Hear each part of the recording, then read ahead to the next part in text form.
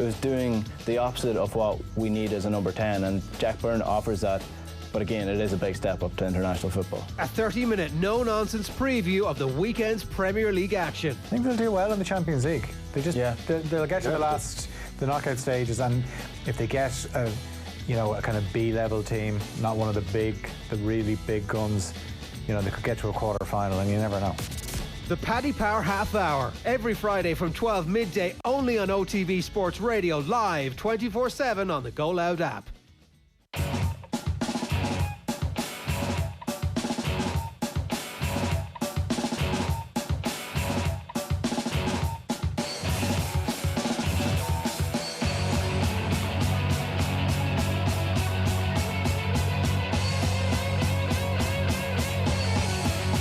OTB AM.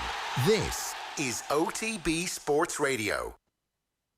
Yeah, you're very welcome along to OTB AM this morning and OTB Sports Radio, also broadcasting across a number of platforms. We're obviously live on YouTube, we're live on Facebook, we're live on Twitter and Periscope.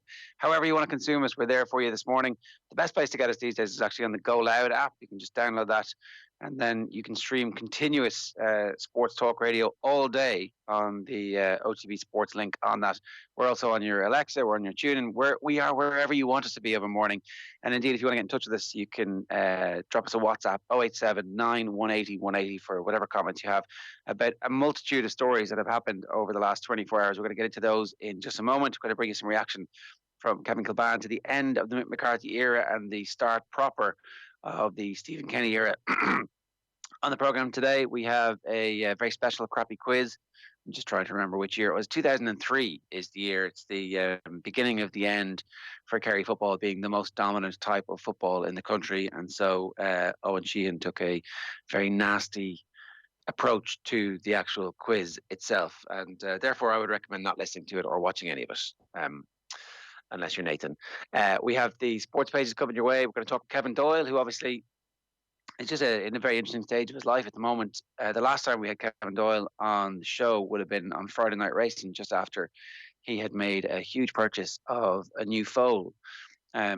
And as somebody involved in the horse racing industry in Ireland, this is a very difficult time for everybody. Of course, he is also best known as somebody who played in the League of Ireland, and so therefore should have a very strong view on the succession of Stephen Kenny, but who also played for Mick McCarthy at club level too. So knows all of the characters involved and is developing into a fairly blunt and therefore very interesting pundit who isn't connected to the game in any meaningful way on a day-to-day basis, and so therefore is free to say what he wants. So we'll bring you the interview with Kevin Doyle in just a little while. We've got our lockdown lowdown, which is fast becoming a feature of the show that everybody seems to like. So if you want to get in touch, if you've got any ideas for us, stuff that you'd like to see us cover, 0879 180 180 is the number there. And our Off the Couch today, for those of you unfamiliar with Off the Couch, every day at around about lunchtime, 12 o'clock, between 12 o'clock and 1 o'clock, we release a short video which is instructions from various people in the world of sport. Sometimes it's sports people, sometimes it's strength and conditioning, sometimes it's people who used to be sports people and who are now strength and conditioning. Paul Opperman sprinted for Ireland in the Olympics in Sydney in 2000 and has been involved with loads and loads of elite teams in Irish sports since. He's going to talk to us today about how to become a sprinter and how to get faster, which at the end of this, if we could all run a little bit faster, outrunning whatever crises it is that is in our lives on a day-to-day basis, then that would be a pretty good thing to achieve, right? So Paul Opperman is coming your way at around about 7:33. Just before we get into Kevin Kilbane, I'm going to bring you some of the very latest sports news. The Liverpool chief executive, Peter Moore, has apologised and says the club are truly sorry for furloughing staff. And the Premier League leaders reversed their decision to place some non-playing staff on the UK government's coronavirus job retention scheme. JB Carragher welcomed the U-turn, saying the original decision had embarrassed fans. Manchester United and Man City have both said they will not furlough staff. Tributes have been paid to former Atletico Madrid and Real Madrid head coach Radi Antic, who has died at the age of 71. His most famous moment as a player was perhaps a 1983 goal for Luton Town away to Manchester City that secured their first division survival. He also led Atletico to the Spanish League and Cup double in 1996. In rugby, a row has broken out between the EPCR, who run European rugby competitions and the French rugby president Bernard Laporte. They've accused him of being disrespectful. Laporte unveiled plans for an annual Club World Cup that he says would replace the Heineken Champions Cup. For the EPCR say that talks have been held about such a competition to complement the Champions Cup being held once every 4 years. European rugby chiefs say their sole focus at the moment is rearranging the knockout stages of this season's competitions. In golf, Shane Lowry says the Claret Jug is going to be in safe hands all the way through to the summer of 2021. He will obviously retain the trophy because there won't be a competition this year. And the RNA say they took the decision to cancel after exhausting all available options. We're going to see you back at 8 o'clock. In the meantime, here is Kevin Kilban talking about Stephen Kenny. Now you're welcome back. So as discussed on the news round, Stephen Kenny's tenure starts with immediate effect. Mick McCarthy's is over. We're joined on the line by Kevin Kilban. Good evening. Hi Joe, how are you keeping? Very well. How are you doing?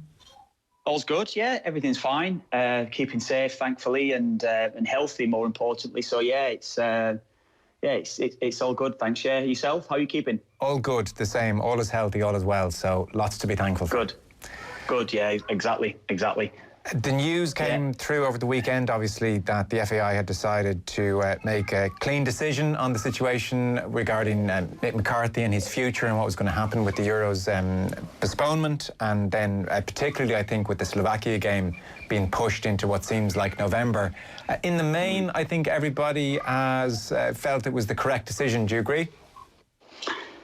Yes and no. I can you imagine what it would have been like for Mick McCarthy for every press conference, every interview that he would have been doing between now and that playoff game? It would have been a constant reminder, a constant questioning of the situation. So for that, yes, but I think the position that the team's in on the verge of, on the verge of qualifying, it's probably still a long way to go just yet, but it would rankle on you, wouldn't it? It would certainly get to you if you're in Mick's position and all of a sudden you've got a playoff game to qualify for a major tournament, which was the objective.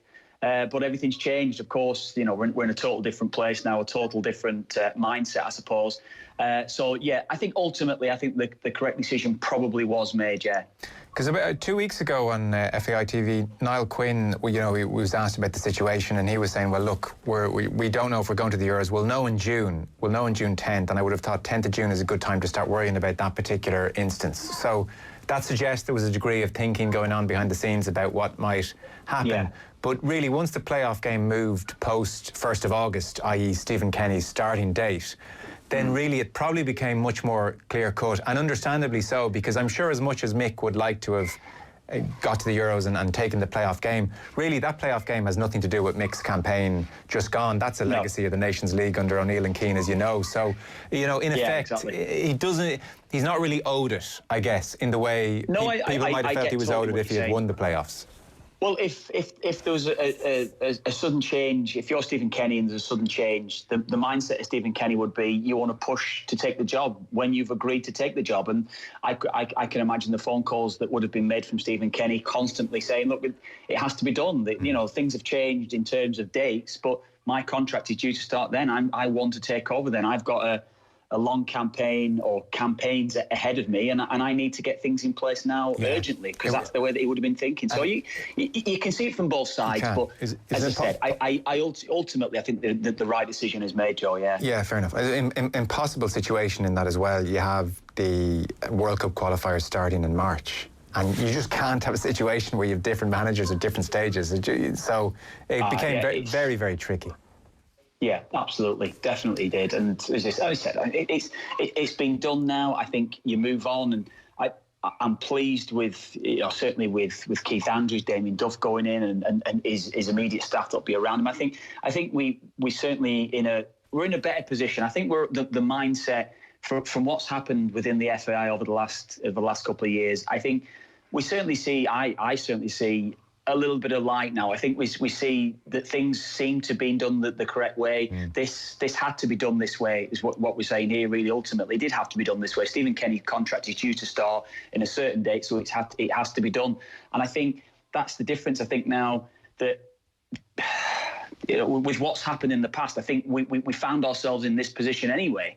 So it was a bizarre situation at the start, and ultimately now everything's just scratched off, and it's almost like we wipe the chalkboard off and we go again, and that's kind of how it is. And I'm pleased now that ultimately there'll be no questions asked of the manager. Mick was constantly getting asked this question anyway during his reign, and Stephen Kenny would have been constantly asked through his reign as a 21 manager. Ultimately now we can look forward with Stephen Kenny taking over his coaching staff, and the players now know what's ahead of them. And ultimately, I think we'll have 1 or 2 new additions coming in. I think we'll have a fresher squad, probably a younger squad going forward, and I think we'll all be happier for that as well. Yes. Who's most likely to come in then? I mean, in particular, you're looking at the central midfield area, and Glenn Whelan, at his age, not playing football, you lose your conditioning even more so at that age.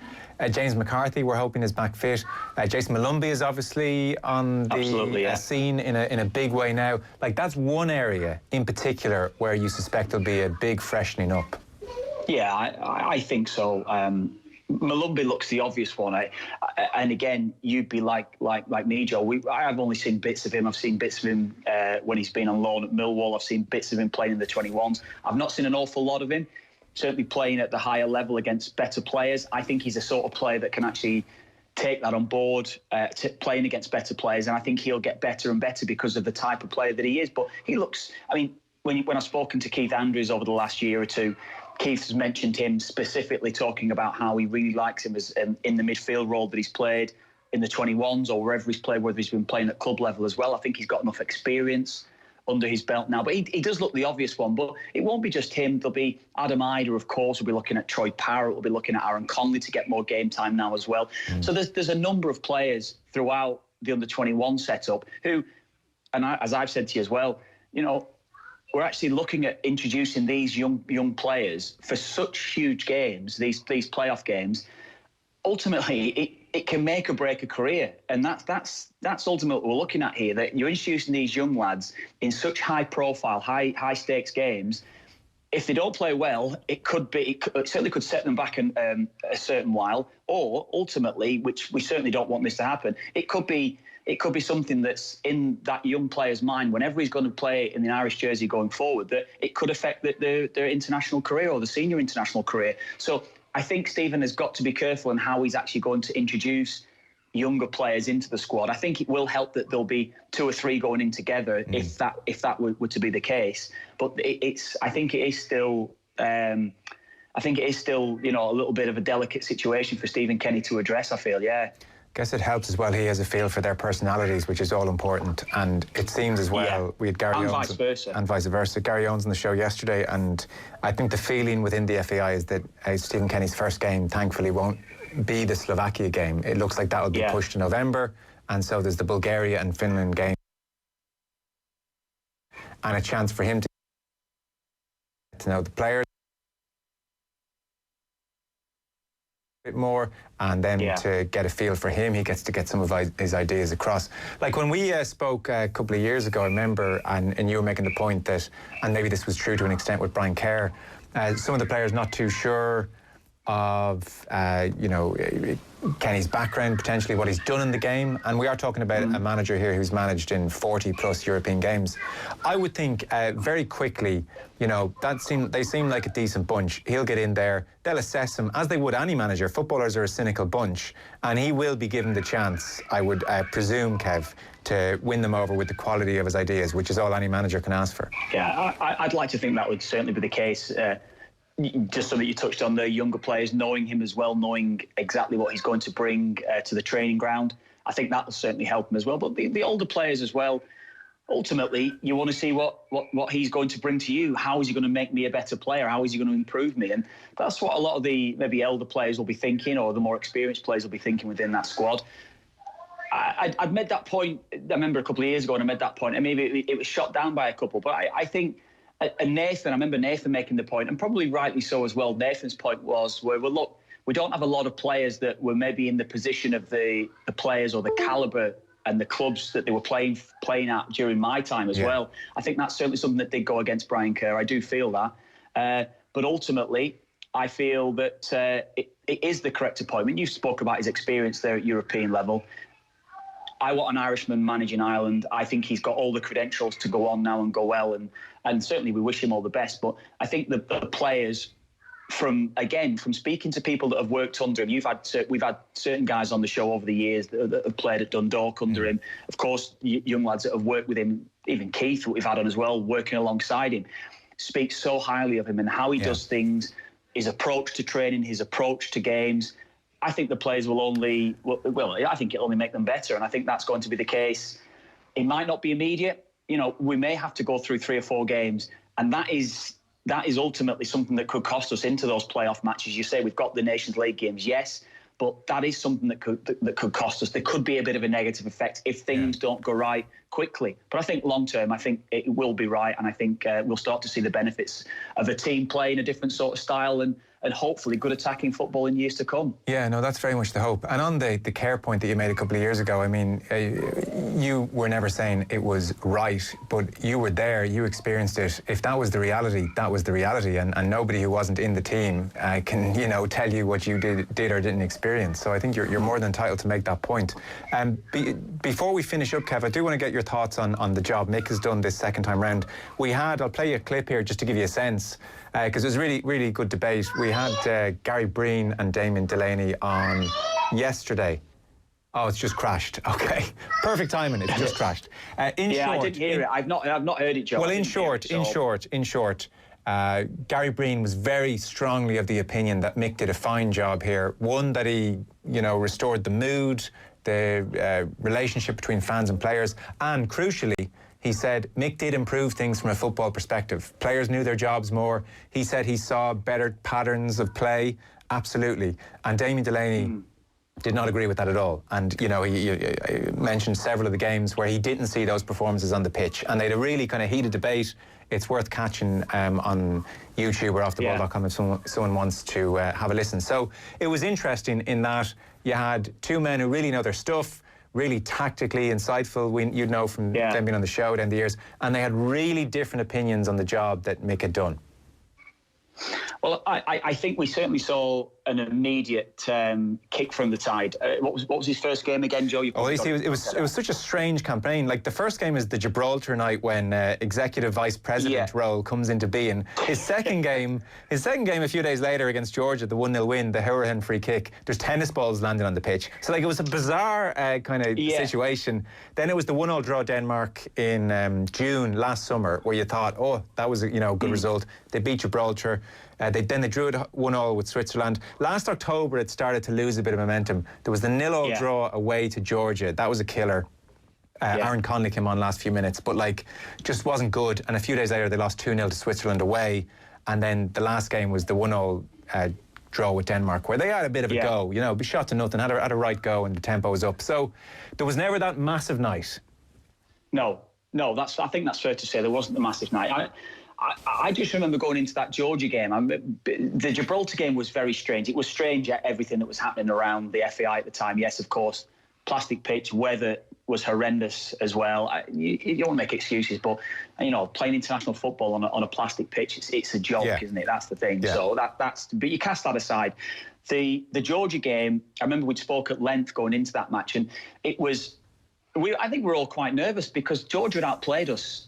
Both at home and away, probably 3 or 4 times prior to those games, and we'd luckily got results. I think we drew away in Georgia, and we certainly were outplayed in the home game. Seamus Coleman had scored when we won 1-0 prior to that as well against Georgia. But the Georgia performance I think it was probably the standout performance because we got a real up-tempo performance. I think we got an Irish performance. I think we got good attacking football. I think we got a lot of chances created. It was a free kick ultimately that broke them down, as you say, Conor Hourihan's free kick. But that was maybe the standout performance, I think, across the 90 minutes. It should have been more. We should have won by a lot more. But I think that result or that performance gave us a little bit of optimism going forward, because the performances prior to that in the last couple of campaigns were dire. It was a dire watch, and that gave us a bit of a lift. I think it probably did go slightly downhill from there after that Georgia result, but I certainly saw a lot more thought with the play. I thought even if we were turning the opposition, I think we were in positions to turn them.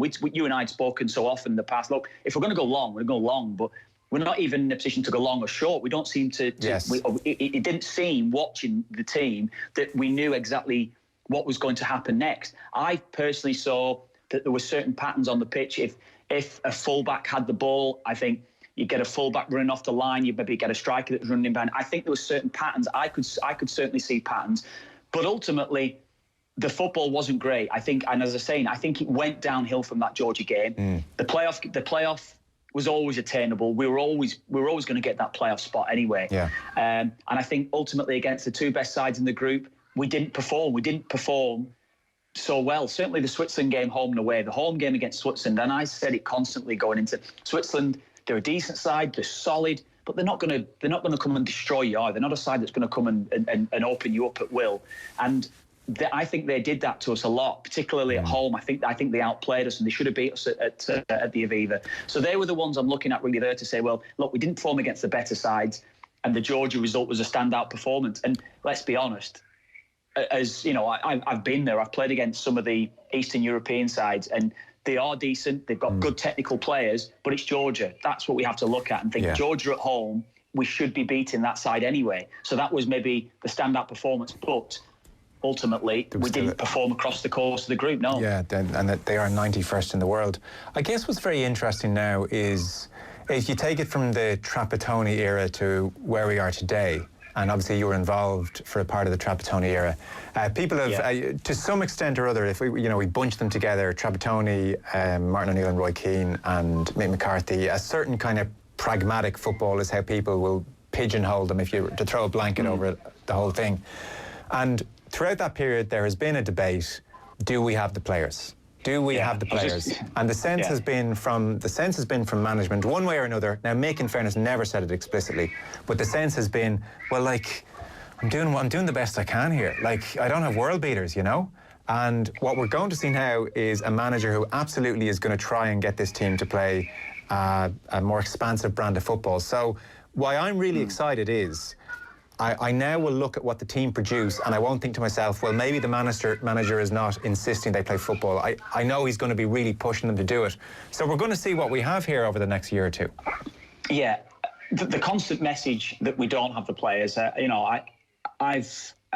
hated that message when that's clearly been putting out. Yes, Trapattoni said it around us. We had good players. Don't get me wrong. We had very good players within the squad when Trapattoni took over.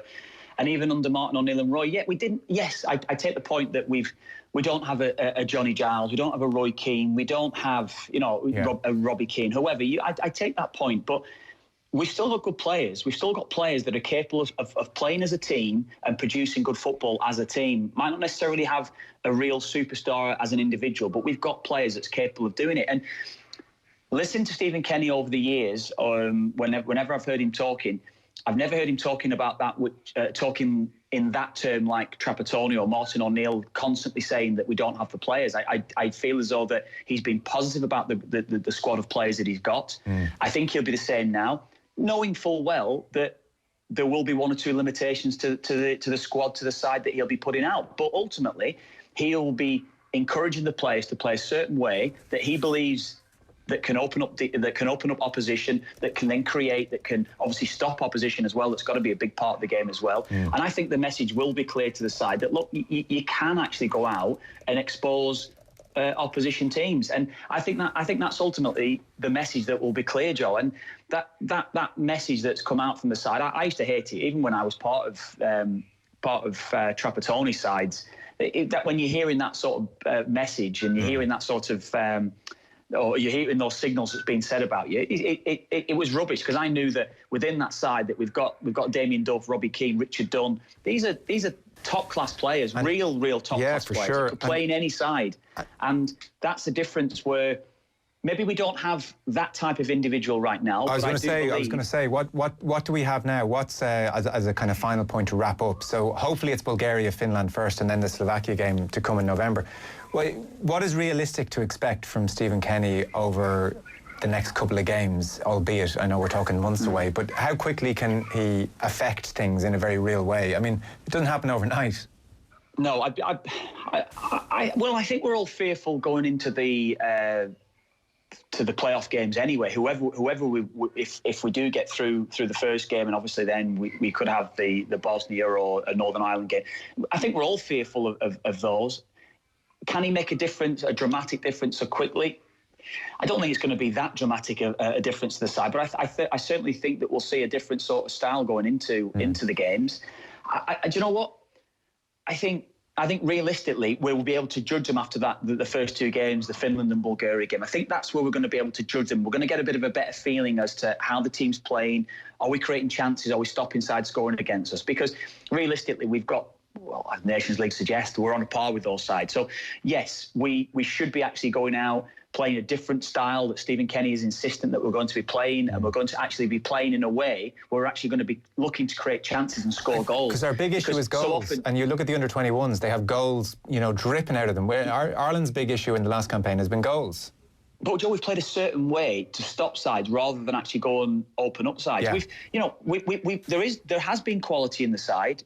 I mean, don't get me wrong. Over the years, people have questioned players like Aidan McGeady and players like Robbie Brady, Jeff Hendrick, or whoever it would be. But these are creative players. Certainly, Brady and McGeady are.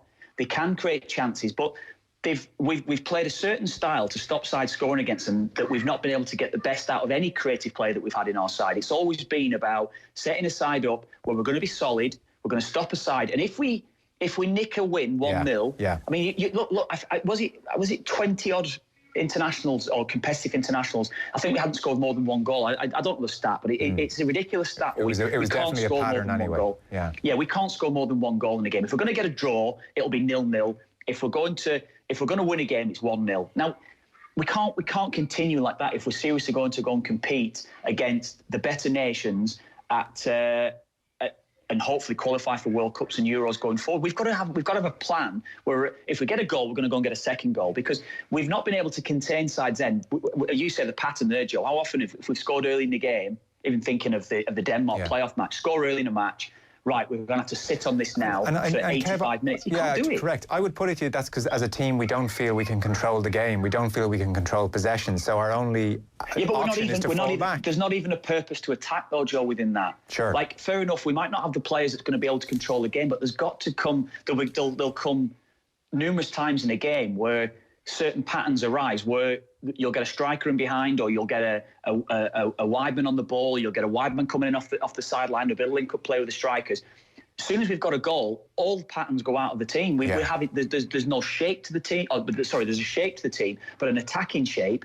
Everyone is so rigid and so content just to go, well, we're going to have to see this game through now. We're just going to, look, if we draw 1-1, that's fine, we'll take the draw. Rather than actually say, well, I tell you what, we might not have a player that's going to be able to dominate in midfield and control the game, which I do feel as though we'll try to do that. But even if we haven't, there's still got to come times where we're going to have to go and get a second goal in a game, and that's not been the case. And I do feel as though that has been our massive Achilles heel, not just, say, under Mick's reign. That's been Trapattoni and Martin O'Neill's reign. Whoever it's been as manager, we've not been able to go and get that second goal to kill a game off. Yes, well, let's hope that happens. I think everybody's quite excited about the future, and not least because we'll be out of our homes when we do eventually get around to playing these matches. Hopefully, touch wood. It goes without saying, I didn't give you a chance to say it, but it goes without saying Mick handled the situation with his usual grace and class over the weekend. Yeah, I mean, I think that makes things easier as we say goodbye to each other. Yeah, that does make things easier. It absolutely does. And Mick's a class act. He is a class act. And I've got a personal relationship with him, and I've known Mick, 20, 25 years or whatever it is since I was a kid, and I know that. But you get criticised for that. But you've had dealings with him as well, Joe. You know the sort of person that he is. Yeah. That he's handled this perfectly well. I do feel as though that he was thrown under a bus when he got the job. I don't feel as though that things were handled greatly when he was offered the job initially. Then think that it seemed as an outsider looking in the whole thing changed for him, that he wasn't necessarily going to then take the team over a couple of campaigns. Everything seemed to go out the window when there was a feeling that Stephen Kenny was a more popular choice than Mick McCarthy, and we may have been going backwards to take Mick McCarthy on board. So there was a number of things around it, but Mick is a class act. I'm sure he's going to get another job. I know that you and I spoke to him. He wants to get to 1,000 games, doesn't he? He mentioned that when we interviewed him a few years ago. I think he's on about 970 career games in club management. So what an achievement that would be if he could get to 1,000 games as a manager as well. And certainly I wish him all the best. And I think that any club that gets him would be, well, they would have a top-class manager, a top-class person, and a manager that will actually get the best out of a group of players that aren't necessarily the greatest in terms of talent. Yeah. OTB AM. This is OTB Sports Radio.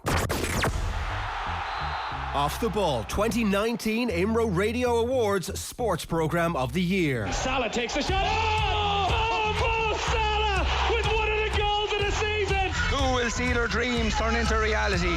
Whose names will be etched in history forever? Offtheball.com, best online publisher at the 2019 Spider Awards. A big breaking story on offtheball.com for you this morning. We have the very latest on the Mayo leaks. We now know what went on in that secretive Mayo County Board meeting. 2019 Irish Sponsorship Awards Best Radio Sponsorship, OTB Super Value GAA Roadshows. Well, when she comes back, get your arse back here, he said. Starr is out sitting on the swing and Darren O'Sullivan is pushing him. OTB Sports Radio, live online 24/7 on the Go Loud app. This is OTB Sports Radio. OTB AM. Yes, you're very welcome along this morning to OTB AM. It's Ger and Eoin and Owen Sheehan with you here until 10 o'clock this morning. An especially expanded show because so many of you were getting out of bed that little bit later. We decided we would expand the show for an extra half hour. So we're on every morning from 7:30 a.m. all the way through until 10 o'clock. Owen, good morning to you. How are you? Very well, Ger. How are you? You know, there's a lot of sports news happening over the last 24 hours or so. This is the next phase of this where everybody who was plotting and conniving in the background is suddenly like, I see a window of opportunity for me here to absolutely rearrange how world sport is organised. I'm thinking of Bernard Laporte and his decision to tell everybody that he's been working alongside Bill Beaumont with coming up with a World Club Cup Championship that's going to be an annual tournament that eradicates the European Cup from the fixture lists. It's like, right, under the cover of the coronavirus epidemic, you are making a land grab for power. And, you know, I mean, look, there's a certain Machiavellian tendency here going on that you can't look at and go, all right, tell us more, Bernard, tell us more.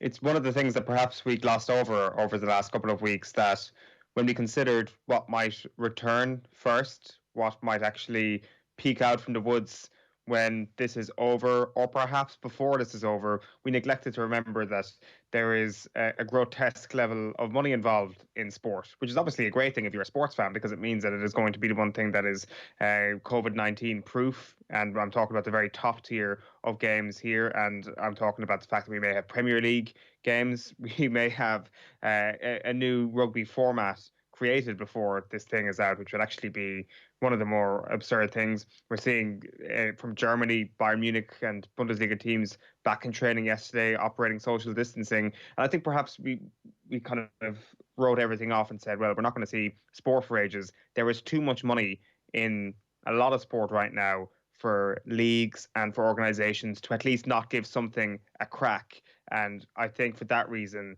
we should have been less surprised that there was an agenda tipping along all of a sudden in sport. Yeah, I mean, I'm not surprised that there was stuff going on in the background. I'm kind of a little bit surprised that people are using now as the opportunity to come out. But at the same time, you know, maybe now is the time for you as a sports administrator or a sports organisation to say, look, we are thinking about the future here. We do have a bigger plan to come back in a different way. That is, people are going to say that with everything that's going on, it's unseemly.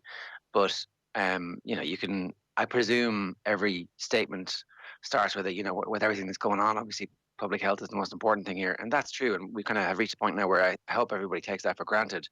But with I don't know if you've had a chance to look at just a brief look at Laporte's plans.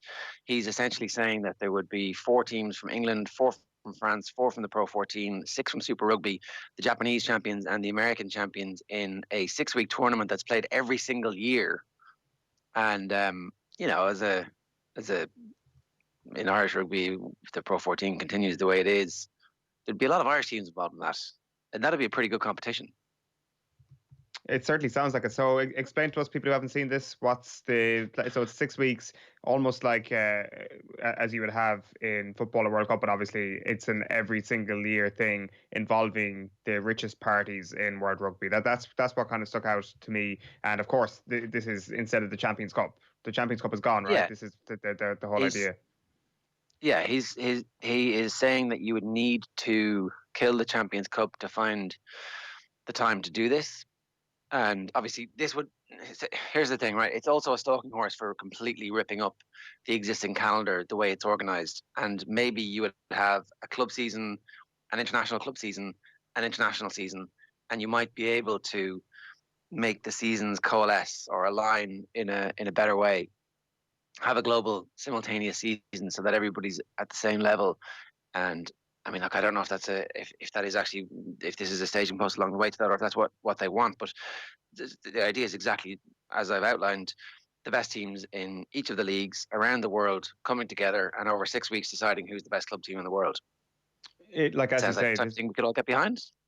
It's certainly a stepping stone, though, isn't it? Like you would say goodbye to rugby as you know it, which a lot of people would say is no bad thing in terms of the club competitions that people have. Like, this would, of course, increase your interest on a week-to-week basis if, for example, you're a Munster fan and Munster are included in this, and they're one of the Pro 14 teams included in this. Like, that is something that you can surely be like, well, that's a bit better than the thoughts of a trip to Treviso or Ospreys in town, with all due respect. But then you think about it a little bit further, and what does happen to the likes of your Trevisos and your Ospreys, and like it's what about Connacht Rugby, for example? So if you're taking what did you say? How many from the Pro 14, Ger? Four. So that's Leinster, Munster, Connacht, and who are the Ulster. other two? Well, like it's going to be Glasgow and a Welsh team, isn't it? It's going to be all three. Maybe not, though. You know, like there's no guarantee that one of these Wales can't grandfather their team in if they finish 5th or 6th. Like, it's just top 4. That's the way it goes. So all of a sudden, those games against Treviso become more important, because if you don't make the top 4, you're not going to the World Club Championship. Exactly. Sorry, like, this is obviously something that is in its infancy, something that coexists with the Pro 14. My fear is that this obviously just becomes a runaway thing, and it is the only thing that a rugby season has. And like, maybe that's a better rugby season, and maybe that's how the sport needs to be looking at itself if it actually wants to make the most of its product, because you sometimes get the sense that it isn't making the most of its product, that you get unbelievable rugby sometimes in the Rugby World Cup, and then you return to I don't know what the level is. It's always a good level when you're watching it in the Pro 14 or in the Champions Cup, but you always feel that there could be more, that perhaps the geography of the game never does it any favours, that you've got these pockets around the world, and when you're playing in the locality, it doesn't actually get the best from the sport. This obviously turns that on its head. It is the entire world coming together to play their best club teams off against one another. And if it's happening every single year, with the exception of World Cup years, of course, like it's a fairly exciting prospect, to say the least. Yeah, and look, Laporte is somebody who has been in the corridors of power in rugby for really 3 decades at this point.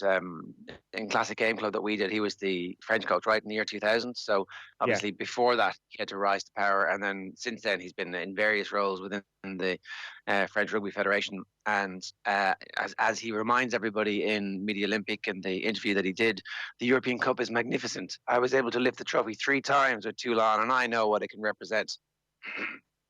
Pardon me. So, the humble brag in the midst of it all suggested he can kill this thing because he loves it. Like all great Shakespearean heroes, each man kills the thing he loves, as Oscar Wilde would say. He says simply, and you made the point about the money at the start of this, that's all this is about. Let's be frank, the European Cup doesn't generate enough income. If we want to develop this Club World Cup, we have to find dates. Without the Heineken Cup, there are 9 weekends freed up. Yeah, it's that definitely creates a bit of an opening. Like, so you look at the Champions Cup, the Heineken Cup for the last few years, and there has just been the issue that the Premiership and the top 14 clubs don't care enough about it sometimes, and that's obviously to do with finance as well. Like, if this is a more lucrative competition, and like yeah, that's it. That really is it. And the television money for this lucrative competition is better than the money going to the back pockets of Premiership clubs, for example. That's a game changer, and that's what it comes down to. Because right now it's kind of a toss of a coin whether teams focus on the Premiership or whether they focus on the Heineken Cup. Of course, if you've got the squad, you go for both. But it's a very different view to how we would look at it in the Pro 14 and the tradition that still maintains throughout European competition. And I guess that comes down to the depth of competition that you have in the Pro 14 as well. Essentially, it comes down to relegation. Ultimately, it comes down to relegation. If you are at risk of getting relegated from your league, which is going to be your bread and butter, you are therefore going to focus on that league. If they ring fence the top leagues in England and in France, which they should do, then all of a sudden a competition like this becomes something that you can put some resources aside. The thing is that there are so few teams who would actually qualify for it. So if it's super lucrative to get into, then it becomes a dogfight in those leagues to get into it. Except maybe in the Pro 14, where you would have a team like Leinster, who will obviously always be a dominant force given the size and scale of the market and the monopoly they have on the best young players in the most populous part of the country. So look, I think it's interesting. He's saying it's just a proposal. They need to move forward very quickly. The EPCR came out yesterday and poo-pooed the notion, saying, look, our competition is fantastic. It's not going anywhere.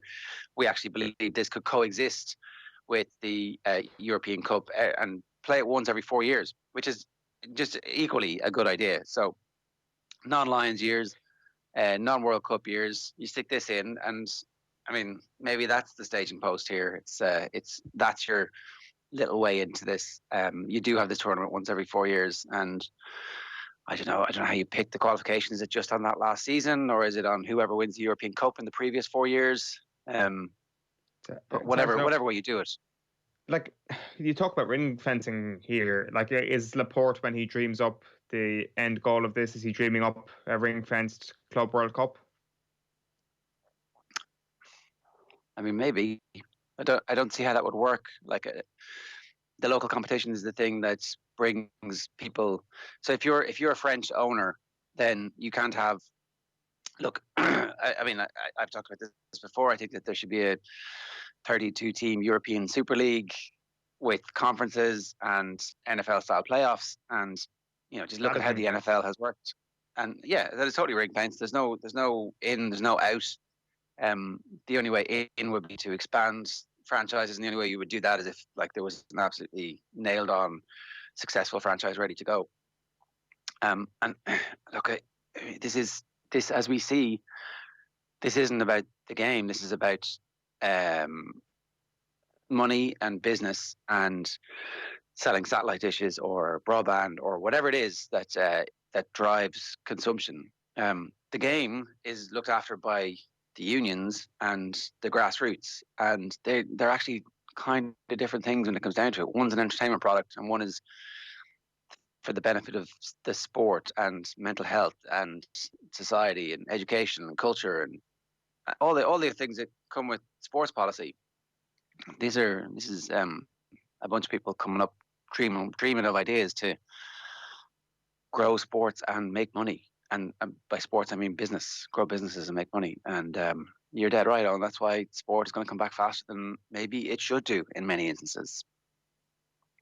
Yeah, and you're right. You cannot make a case against sport being back on time if we have sport on our televisions, say, in let's say 7 to 8 weeks. It is a fact that is probably sport coming back sooner than it should. It does not mean, however, that it won't have benefits to coming back and the importance that it will place, that it will have in people's lives. Like, if you're a German football fan and you have Bundesliga back in your television while this pandemic is currently wreaking havoc throughout the continent, that is something that you can gain a lot of hope from. Same with basketball fans in the United States. That's been something that's been mentioned that potentially could return soon as well. Yes, next month is too soon, but it doesn't mean it won't have huge benefits as well to those who'll be sitting at home watching it. Yeah. Okay. Let's run everybody through what is actually happening in the world of sport. The Liverpool chief executive Peter Moore has said the club are truly sorry for furloughing staff. The Premier League leaders reversed their decision to place some non-playing staff on the UK government's coronavirus job retention scheme. He says that the club arrived at the wrong conclusion and would explore other avenues to be able to continue to pay staff. the former captain Jamie Carragher welcomed the U-turn, saying the original decision had embarrassed fans. Manchester United and Man City both say they will not furlough staff. Tributes have been paid to the former Atletico Madrid and Real Madrid head coach Radi Antic. Arguably his most famous moment as a player was the 1983 goal that he scored for Luton away to Man City that secured their first division survival. Great piece up on offtheball.com from Richie McCormick detailing Radi Antic's picaresque around Europe as a footballer, and then ultimately ends up in Spain and has a brilliant career. Manages Atletico to the Spanish League and Cup double in 1996. So that's kind of putting Atletico on the European map in many ways. In rugby, the EPCR have accused French rugby president Bernard Laporte of being disrespectful. Nothing like a bit of diss to get a war going, Owen, as we know. Laporte obviously unveiled his plans for an annual Club World Cup championship that he says would replace the Heineken Champions Cup. But the EPCR say talks have already been held about a competition to complement the Champions Cup, but only to be held every 4 years. European rugby chief said their sole focus at the moment is rearranging the knockout stages of this season's competition so we can have a European champion later on in the year. And finally, for now, the RNA say that they took the decision to postpone this year's Open after exhausting all available options. Here's what's coming up on the show this morning. We're going to bring you the sports pages. Going to hear from Kevin Doyle at around about 8:30. Going to do our Lowdown at 9 o'clock. Paul Opperman is a former Olympian sprint coach. He's our Off the Couch today. That video is live on our social channels now. Bringing you up to date on the Liverpool situation, and then we've got the crappy quiz coming your way at around about 9:35. The crappiest of crappy quizzes today, I have to say. Time for the sports pages. OTB AM. Okay, so we're starting this morning with offtheball.com, and as I've already said, there's a great story there from Richie detailing the career of Radi Antic. That's on the bottom right on the homepage at the moment there. Main story is Martin always told us to get on the ball. This is David Myler debunking one of the commonly held perceptions about Martin O'Neill as Ireland manager, saying that he did actually want his midfielders to get on the ball, that he wasn't just picking midfielders who were incapable of playing football or who didn't want to play football. And he thinks that there's not going to be that much of a change from an Ireland perspective when Stephen Kenny gets the job, because the message would have been the same from Mick McCarthy, from Martin O'Neill. It's get out there and get on the ball. It will come down to the players wanting the ball, is what Myler says. A lot of it comes down to the players. The messages from Martin to Mick to now Stephen is to get on the ball and play. It always has been and always will be. So what conclusion are we to draw from this, Owen? That the management team have been actually the most free-flowing management teams we've had in recent memory, and it's all down to the players. It's the players' fault for any frustrations we've had over recent years. That is the conclusion we draw down from that. You know, it's when it's one of the players who was there on the field, whose job it was to get on the ball, saying, no, we were told to get on the ball. You definitely have to listen to this, right? This is another little bit of information that's, now look, I don't know. They didn't pick Wes enough, and Wes is exactly the type of player who did want the ball and who did want to get on the ball. So a lot of it does come down to team selection. Yeah. And the type of players you pick. It does. But does this not come back to your point that you make? Like, is getting on the ball, like, I'd be keen to know, like, what is the instruction beyond that? Is it get on the ball, like, show for the ball, like, make a difference, like that? Is that just not kind of vague sort of management? Of course, that's encouragement. It needs to be said, like, but what is the overall philosophy and plan? I think has that not been the criticism? Like, I'm sure privately, all the managers we've had in recent years, bar maybe Giovanni Trapattoni, have actually been quite encouraging to the players and have encouraged them to get on the ball. You need to get on the ball to win football matches, regardless of what your philosophy is. Even if you've got a very, very defensive mindset, you will need to get on the ball at some point. If you're a counter-attacking team, if you're a possession-based team, you need to get on the ball to keep the ball. So, well, like, what the fact that the players are being encouraged to get on the ball, like, I'm not sure, does that actually tell us that there is a different side to what we've actually seen and the evidence that we've seen on the pitch over the last few years? It just strikes me that there isn't that much of a difference between Martin O'Neill and Mick McCarthy. They both are telling the players this is what they want. It's whether or not that's backed up with enough to give the players the ammunition they feel confident in to affect that game plan. And that's, I think, what the difference is supposed to be with Stephen Kenny. Stephen Kenny is supposed to give the players the confidence to go out there and go, yeah, I am going to get on the ball because I'm a professional footballer who is like, I made it all the way to the Premier League. I am like, you know, I've won a hard work and talent and genetic lottery to get to the point where I am paid in the most competitive league, in the most competitive sport, to play football. And actually, you know what? I can totally pass the ball against Georgia. I'm good enough to get on here and go, I'm going to swivel my hips a little bit, and I'm going to work my way out of trouble here because I've got my buddy right beside me, and the two of us can pass a little bit and go, yeah, okay. Why are we frightened of Georgia? So I don't know. I think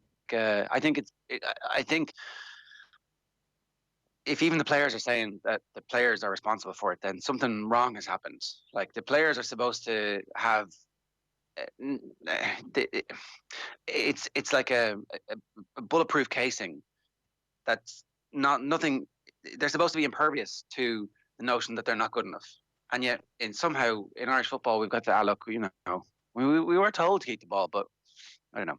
I just think that this is an interesting moment for Irish football. I hope it's a sliding doors moment where, in future, David Myler and whoever the next David Myler is never asked about, like, what was he instructed to keep the ball or not? It's like, well, obviously because we play football and that's what we do, but it became such a thing where we look like we didn't want the ball as a team, as a philosophy. It was like, no, we're gonna be physically aggressive and we're gonna score on the break or through a set piece, and that's our culture and that's our identity. And it's not a great identity to hang your hat on, is it? No, I would definitely agree with you on the point that there isn't a whole pile of difference in what we've seen from Big McCarthy and Martin O'Neill. I really felt that it was trending in a similar manner. Like, I'm sure that there is a lot more than meets the eye to everything, because we're not in the dressing room. We don't actually know what's being instructed of the players or what's being told to them. But like, I'm sure there needs to be more direction than get on the ball. Like, get on the ball is a vague thing. Like, everybody, just to go back to that, everybody needs to do that eventually, no matter what your philosophy is. Like, I think the questions we've had and a lot of people have had is, how have they been instructed to get on the ball? Where are they being instructed to pick up the ball? How are they moving after they pass the ball? Are they passing the ball to their side? Are they passing it laterally? Are they just hoofing the ball long? That they're the questions. Like, get on the ball. Like, I mean, like, to come back to your point here, still professional footballers, that is a requirement at the very least. Yeah. Okay. What are the times got for us? I'm starting with the Irish Independent this morning. Liverpool, we were wrong to claim relief cash for staff, writes Chris Bascombe. So that's probably the big football story in the world at the moment, actually, Liverpool's U-turn on the furloughing of staff. You've got Shane Lowry pictured with the claret jug, saying, "You can trust me when I say the claret jug is in safe hands for another year." The Open, of course, postponed or called off entirely from 2020. And Champions Cup, Chiefs pour cold water on Club World Cup plans. We've already mentioned that. And then a couple of the other bits inside the Irish Independent this morning. Duff makes big leap from fan pariah to Irish messiah, writes David Kelly. James McCarthy has been doing the rounds. The longer you're away, the more you miss it. That's Dublin's James McCarthy, as opposed to the Irish footballer. And Kenny has earned the right to be his own man. So a lot of opinion still to be written about Stephen Kenny and a new era for Irish football. Was Damien Duff a fan pariah? He certainly wasn't an ambitious, not an ambitious. He certainly didn't put it down to be a coach when he finished playing. He didn't seem like he wanted to actually get stuck in and help young people out because he didn't feel it was his calling. He didn't want to be involved in football. And then that changed all of a sudden. But obviously his underage work with Shamrock Rovers and fell in love with coaching, it seems. Like, we obviously had him on the show previously. And like, maybe fan pariah is a bit strong, but certainly he was... This is about the giving out about the fans protesting, though. That's why, so he became a pariah amongst the Ireland fans by, well, I can't even remember what the phrase he used when the tennis ball protest happened.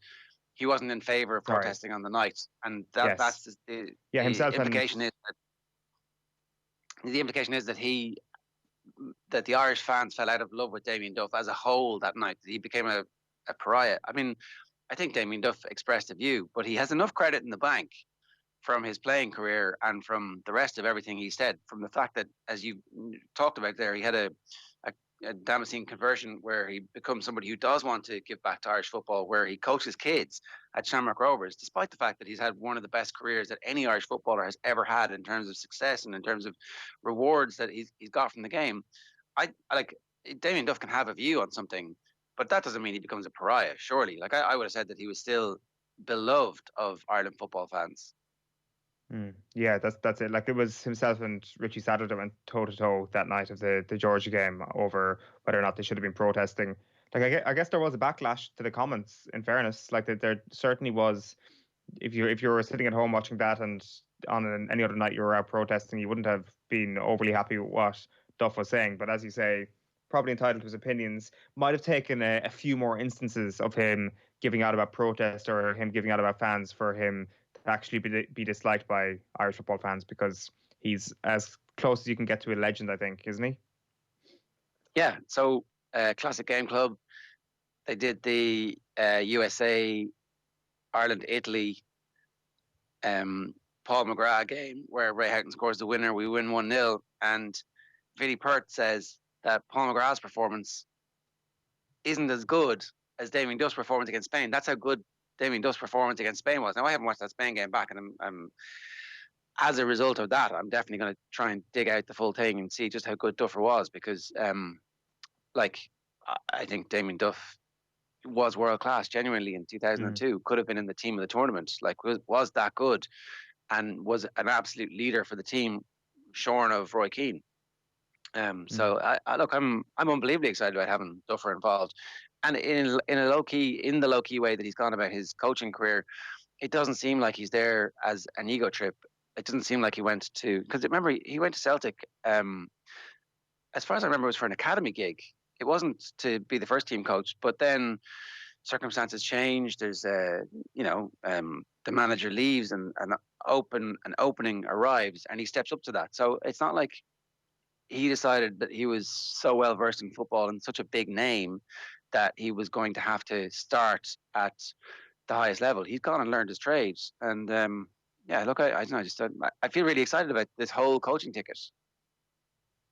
Yeah, it's not bad. I think, like, the way they've been spoken about is hugely encouraging, and like, I don't want to downplay any ex-footballer who has huge ambitions of being a coach, but as you kind of touched on there already, it's almost more encouraging when you have this sort of pathway that Damien Duff has carved out. Coaching has almost found Damien Duff, without sounding too twee about the whole thing. Like, it's a situation where, like, he didn't necessarily want to do this, but maybe he found it because he realized that there are characteristics in his personality that actually lend him to being a good coach, and that would certainly encourage you. He's certainly not a coach for the sake of being a coach and for the sake of getting the adrenaline buzz of what he got off being a footballer, or trying to replicate that by being a coach. That is not why Damien Duff is in this. So I'm hugely excited as well about his coaching path, and hopefully what he brings immediately to Stephen Kenny's backroom team.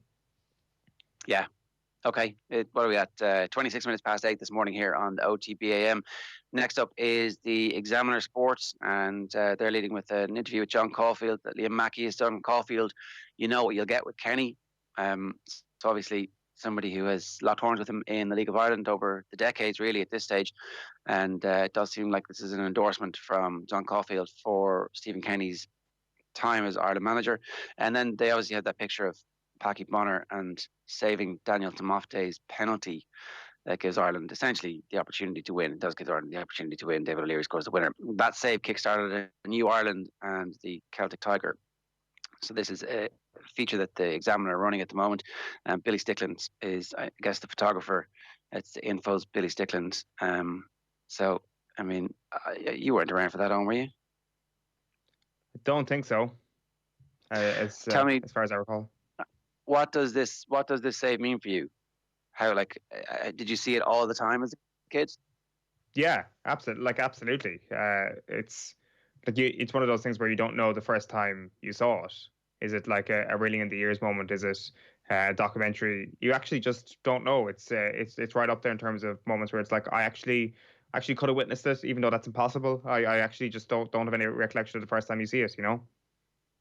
On when we were kids, there was a Saturday TV show, which was a sports show that frequently didn't have rights for anything, or there would have been periods of the season where whatever was happening would have been off. So they would have played a fair bit of nostalgia and gold, and the 70s games in particular would have come up, or there might even have been some black and white ones, and it felt like it was a completely different era. It felt like it was kind of the moon landings era. It was like, that's nothing to do with us. This feels like it's really old. Did the Packie Bonner save feel old to you when you were a kid?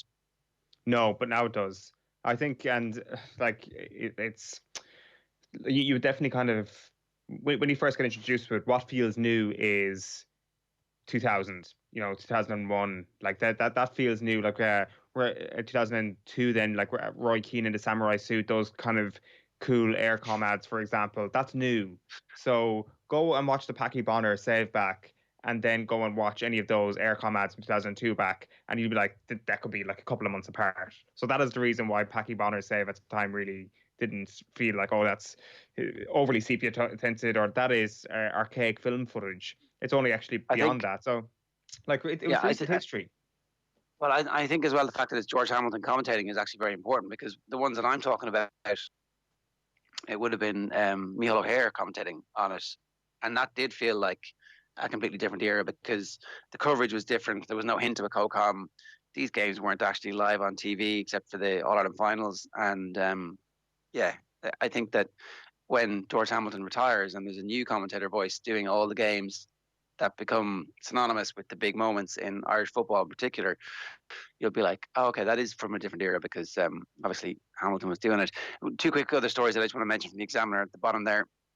Stephen doesn't have a magic wand, warns Brady. So Liam Brady's been given his view, and he's saying the players aren't good enough. So it will be interesting to see. I mean, look, it's no harm that people recalibrate our expectations that we're not going to be Brazil. And Guardiola's mother dies of coronavirus is the other story that obviously broke yesterday evening. Pep Guardiola, the Manchester City manager, his mother, it has been confirmed, has passed away after contracting COVID-19. She was 82 years of age. So a personal tragedy for Pep Guardiola in the midst of all this, which, look, it's horrific, really. And this is something that's going to touch so many of our lives. So anyway, what have you got for us next, Owen? Yeah, very, very sad news there. Irish Times is where I'm going to go next, Ger. Delaney's profligacy haunts FAI again as McCarthy departs. This is a great piece by Emmett Malone this morning, talking about the financial decisions made by a former regime in terms of the contract that will probably allow Mick McCarthy to walk home with a decent bonus if Ireland qualify, and then the situation that's led to Robbie Keane's impasse at the moment with regards to his contract. Makes a point at the end here, Emmett, that could there potentially be an accommodation made by Robbie Keane and Mick McCarthy to write off the money that they're owed, given the financial trouble that the association has been in. Would not hold my breath on that. And in fairness, it's not their fault that they've been given such decent contracts. US majors rescheduled for later in the year, writes Philip Reid. Moves are aspirational, he says, with only RNA taking option of cancelling British Open. Liverpool reversed decision to use furlough scheme. Meanwhile, you've got that story about Pep Guardiola's mother dying from coronavirus and clubs cleared to resume training amid tight virus restrictions. I think even the juxtaposition of those two stories this morning is just kind of sums up the lunacy of us, even considering that football might actually be back in next month in May, when you read that Bundesliga story right beside the story there about Pep's mother. Very sad news there coming from Spain yesterday.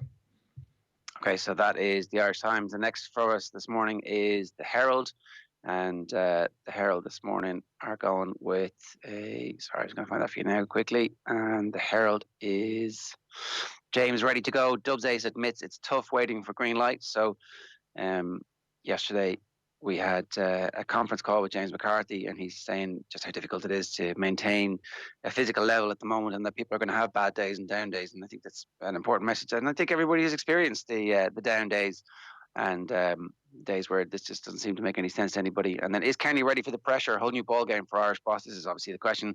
We've got a lot of time to consider. Fingers crossed he gets a few games before the actual playoffs. And FAI stay quiet on Robbie. Still no white smoke on what's going to happen with Robbie Keane and Ireland.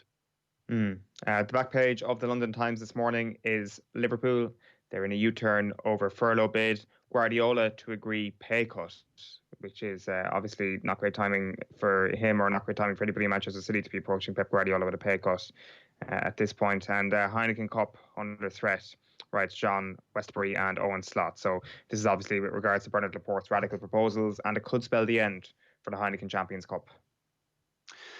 The Star this morning, Open doesn't make cut. Picture of Shane Lowry kissing the claret jug.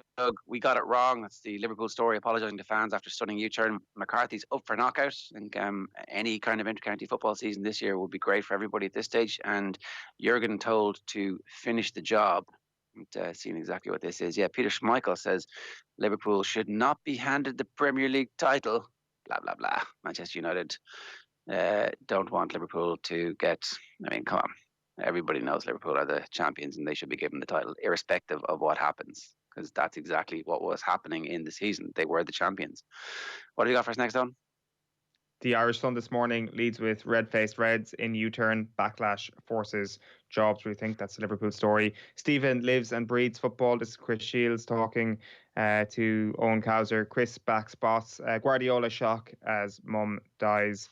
And Lap World Plan, that is Bernard Laporte and his plan for a Club World Cup for rugby. Same stories in the Mirror this morning. Liam, Boss Kenny work miracles. He can't work miracles. Boss Kenny work miracles. Anyway, do people speak like that? Can he? I mean, maybe, Anyway, defeats Liverpool forced into humiliating U-turn as club admit they were wrong to furlough staff, and victory. UEFA boss reassures Reds, you will get the league title this season. This is head of UEFA saying that Liverpool will be crowned league champions irrespective of what happens. Not actually his gig to hand that out, I mean, he might put them into the Champions League next year as the de facto champions of Europe, but he doesn't get to decide whether or not they lift a trophy. So there's a lot of territorial pissing going on at the moment. And the other story is the same on the back page of the Mirror there as everywhere else. Sort this mess is the headline on the back of the Irish Daily Mail this morning. Brady says FAI must resolve Keane impasse. You've got Open shutdown. Larry champ for another year as Major falls. Pep's mother dies of virus at age 82. And Ireland face second Six Nations in November. This is, of course, the possibility that Southern Hemisphere teams may not be able to travel north come November, and it may lead to hastily arranged fixtures between Six Nations teams. Wrong and sorry. Apologetic Liverpool reverse decision to take government money after widespread outcry. That's the back page of The Guardian. And Open cancelled, but US majors set new dates later this year. The Open has emerged as the outlier in this year's major scene after cancelling its 149th staging at Royal St George's in Kent this year. They are saying that Royal St George's and Sandwich will still have an open slot, but in July 2021. And the other three majors all immediately announced new dates for their tournaments. The Daily Telegraph this morning leads with Liverpool, who say they were wrong to furlough, and Champions Cup acts in favour of global club competition. That's the rugby story. Okay, it is, what are we at? 8:36 this morning here on OTB AM. If you want to get in touch with us, you can tweet the show at Off the Ball, or you can WhatsApp us 0879 180 180. And a couple of quick comments. Ireland played the exact same football as before under Kenny. Will be more exposed to conceding more goals due to Kenny's ideas of thinking Ireland could play like Spain, says Conor Joyce. He was really getting into the national mood at the moment of despair and outrage. Right. Former Irish international Kevin Doyle is going to join us next in the programme. First, though, let's hear from last night's football show. Here's Here's David Myler. I didn't play under Mick, right? So I can't speak on behalf of Mick, but sure. I know enough lads. And I imagine, look, I know for a fact, because, I played under Martin. Like, I was fortunate to captain Ireland under Martin. Martin told us to get on the ball. Martin told us to go and play. And people came up with this thing, we didn't know what we were doing. Like, the last thing Martin said before we went out for a warm-up was, do you all know what you're doing? Now, in that group of players I played with, like, towards, the Euros in 16, you had obviously Robbie, John, Glenn. They had no problem going to Martin. I certainly didn't. Seamus Coleman didn't. Other players didn't have a problem. Yes, I might say there might have been two or three of the lads who have, it was their second or third camp. They mightn't have been able to go to Martin. But if you're an international footballer and you're representing your country, you've got to know why you're there. You've got to be able to play at your club that has gotten you this recognition to go on to represent your country. You've got to know how to play. Will it change drastically? I don't think so. Like even for these young boys who are coming through, there are some very exciting players coming through. I've watched the 21s, they are exciting, but going from under 21 football to, you know, first team football at international level is a total different kettle of fish. Like, you know, playing even when you play in the championship, to go and play internationally, the demands are so, you know, there's so much more, you know. Like if you stop and think about it, like international football, every country is picking the best 23 players in their country. You know, obviously you can exclude, say, suspensions or injuries, but they're the best players at that time available.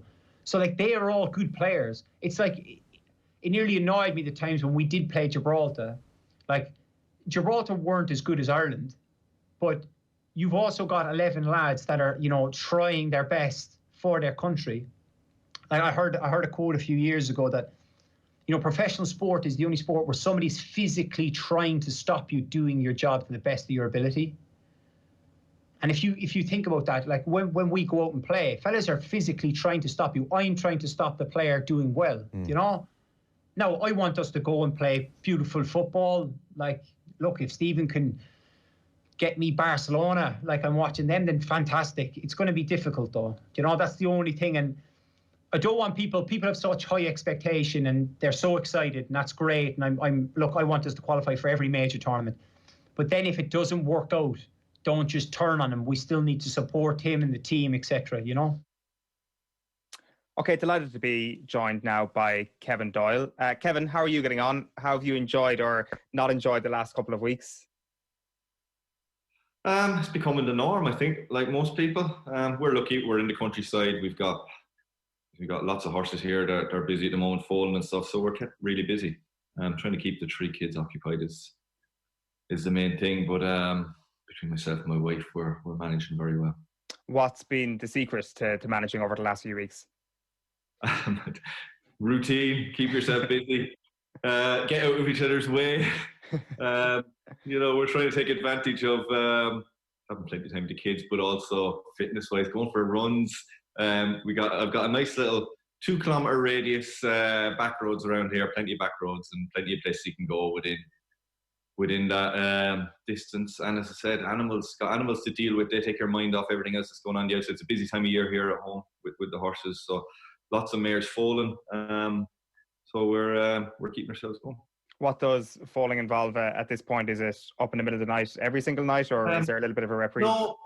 No, we're so say 2 nights ago, mare foaled.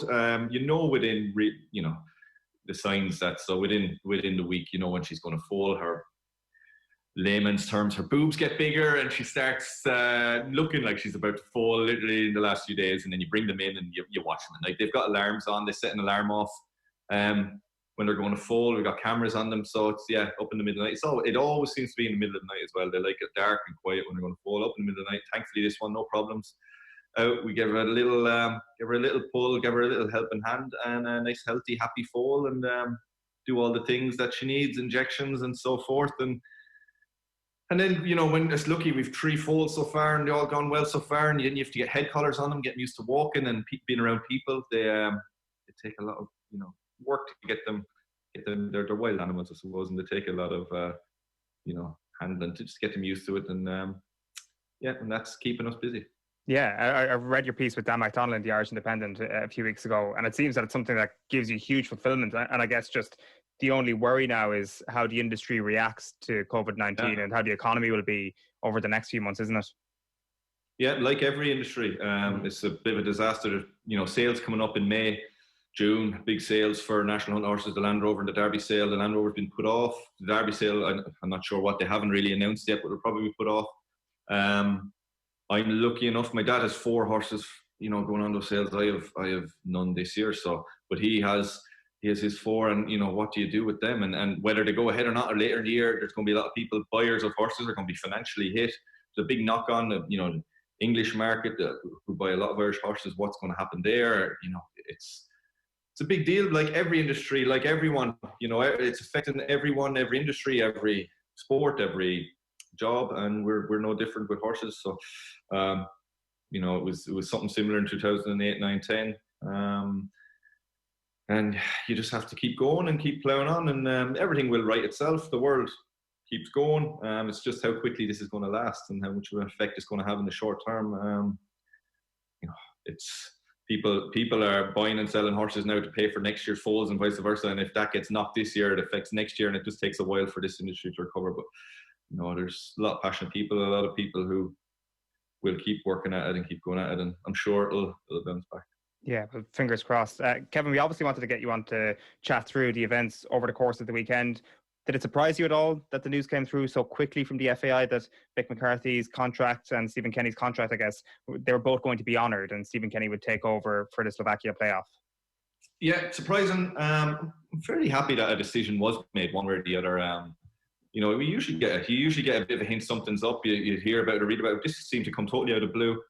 But I think it's the right decision to make a decision to clear it all up now. You know, there was no easy option. Both scenarios had difficulties. It's a toss of a coin whether this is the right way to do it or to keep on Mick and delay everything, push everything back a year. You know, looking at it from my opinion, I can see the pluses both sides. I probably would have stayed where we were and, you know, kicked the can down the road for a year or whatever and got Mick through to the Euros. He's the one who's put us in this position. You know, it's his squad of players. You feel like it's his baby, if you know what I mean. Now it's going to be a strange one for Stephen. Does he keep this squad? Does he work with this squad, or does he start, you know, bringing in his ideas and his players straight away to get to try qualify in the playoffs? I don't know. It's a difficult one. He's plenty of time to think about it over the next few months. He's not going to be doing too much. So, yeah, it's a tough one for him. Tough one for Stephen. I think it must be, you know, Mick is saying he doesn't want anyone's sympathy, but it must be tough. He's come in under difficult circumstances. I think he's done exactly what you expected. It hasn't been fantastic, but it's been steady, and he's just got everything settled down, and he put us in a position to possibly qualify. So I think he's left us in a better place than we were when he took over, and that's what he was hired to do. You know, I'd like to have seen him. I would have personally liked to see him finish it off one way or the other, whether we got there or not, and then it's a clean slate for Stephen. But listen, it was a difficult decision either way. And a decision was made. You know, whether they were going to come out and announce that Mick was staying on and pushing on, I think it's great that they have cleared it up fairly earlier than I expected. They didn't need to do it now. They could have waited, but I'm glad they did.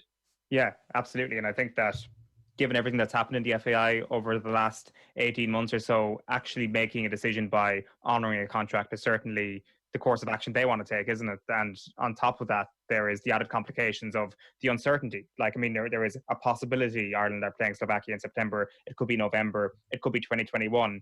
And all of a sudden, then you've got two competing contracts and an organisation that's also had a lot of financial difficulties over the last 18 months. They don't want that either. So you could probably understand why they've come to this decision and how logically it made a lot of sense.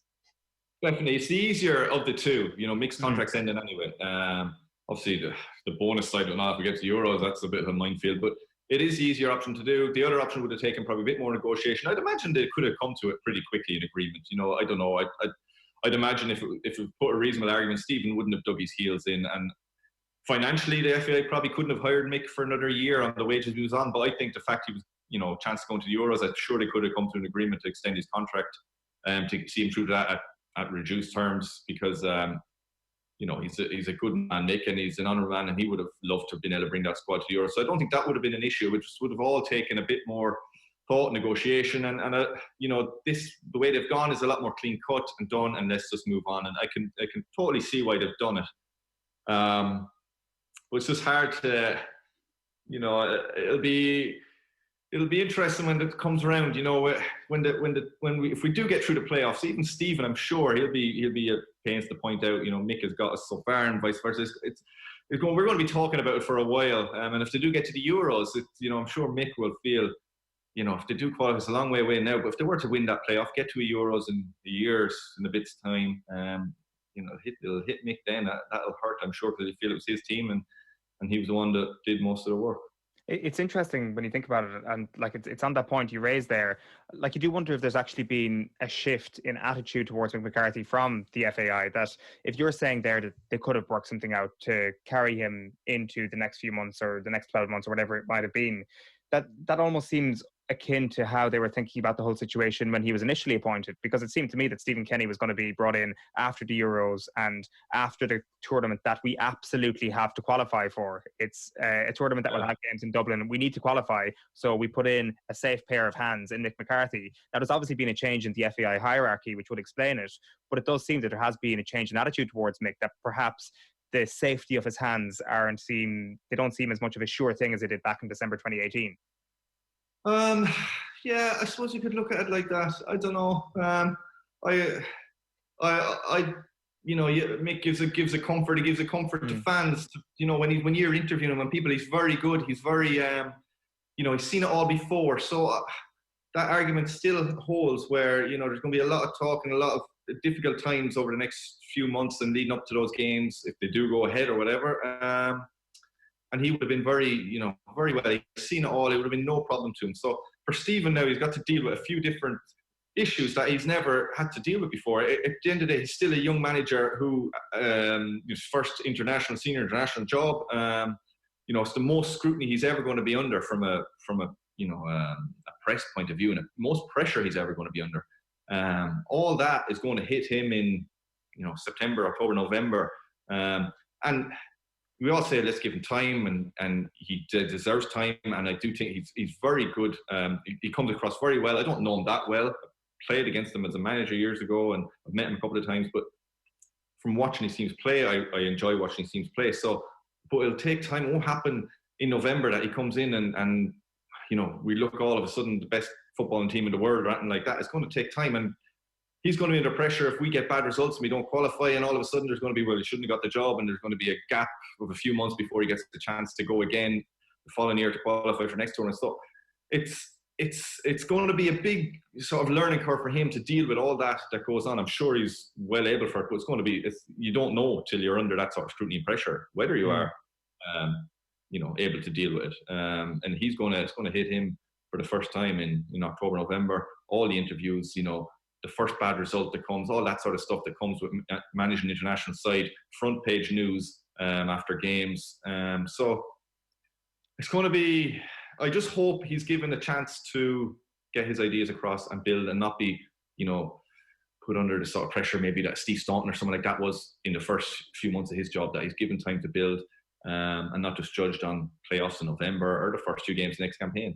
Because to get his ideas across and get new players in, there's a lot of older players in the squad are going to be leaving now to get all that right. It's going to take a bit of time. He's got good, his coaching staff and everything seem like, I think it's going to be a big addition to things. So we've got the right people behind them, but again, you don't know. I know if I'm repeating myself, you don't know till he's in that position. He's not been in as good as he's done with Dundalk and as good as he's done with the Ireland under-21s. It's not the same as managing the Irish international team. Not the football and the coaching, dealing with players. He'd be well impressed. It's the outside.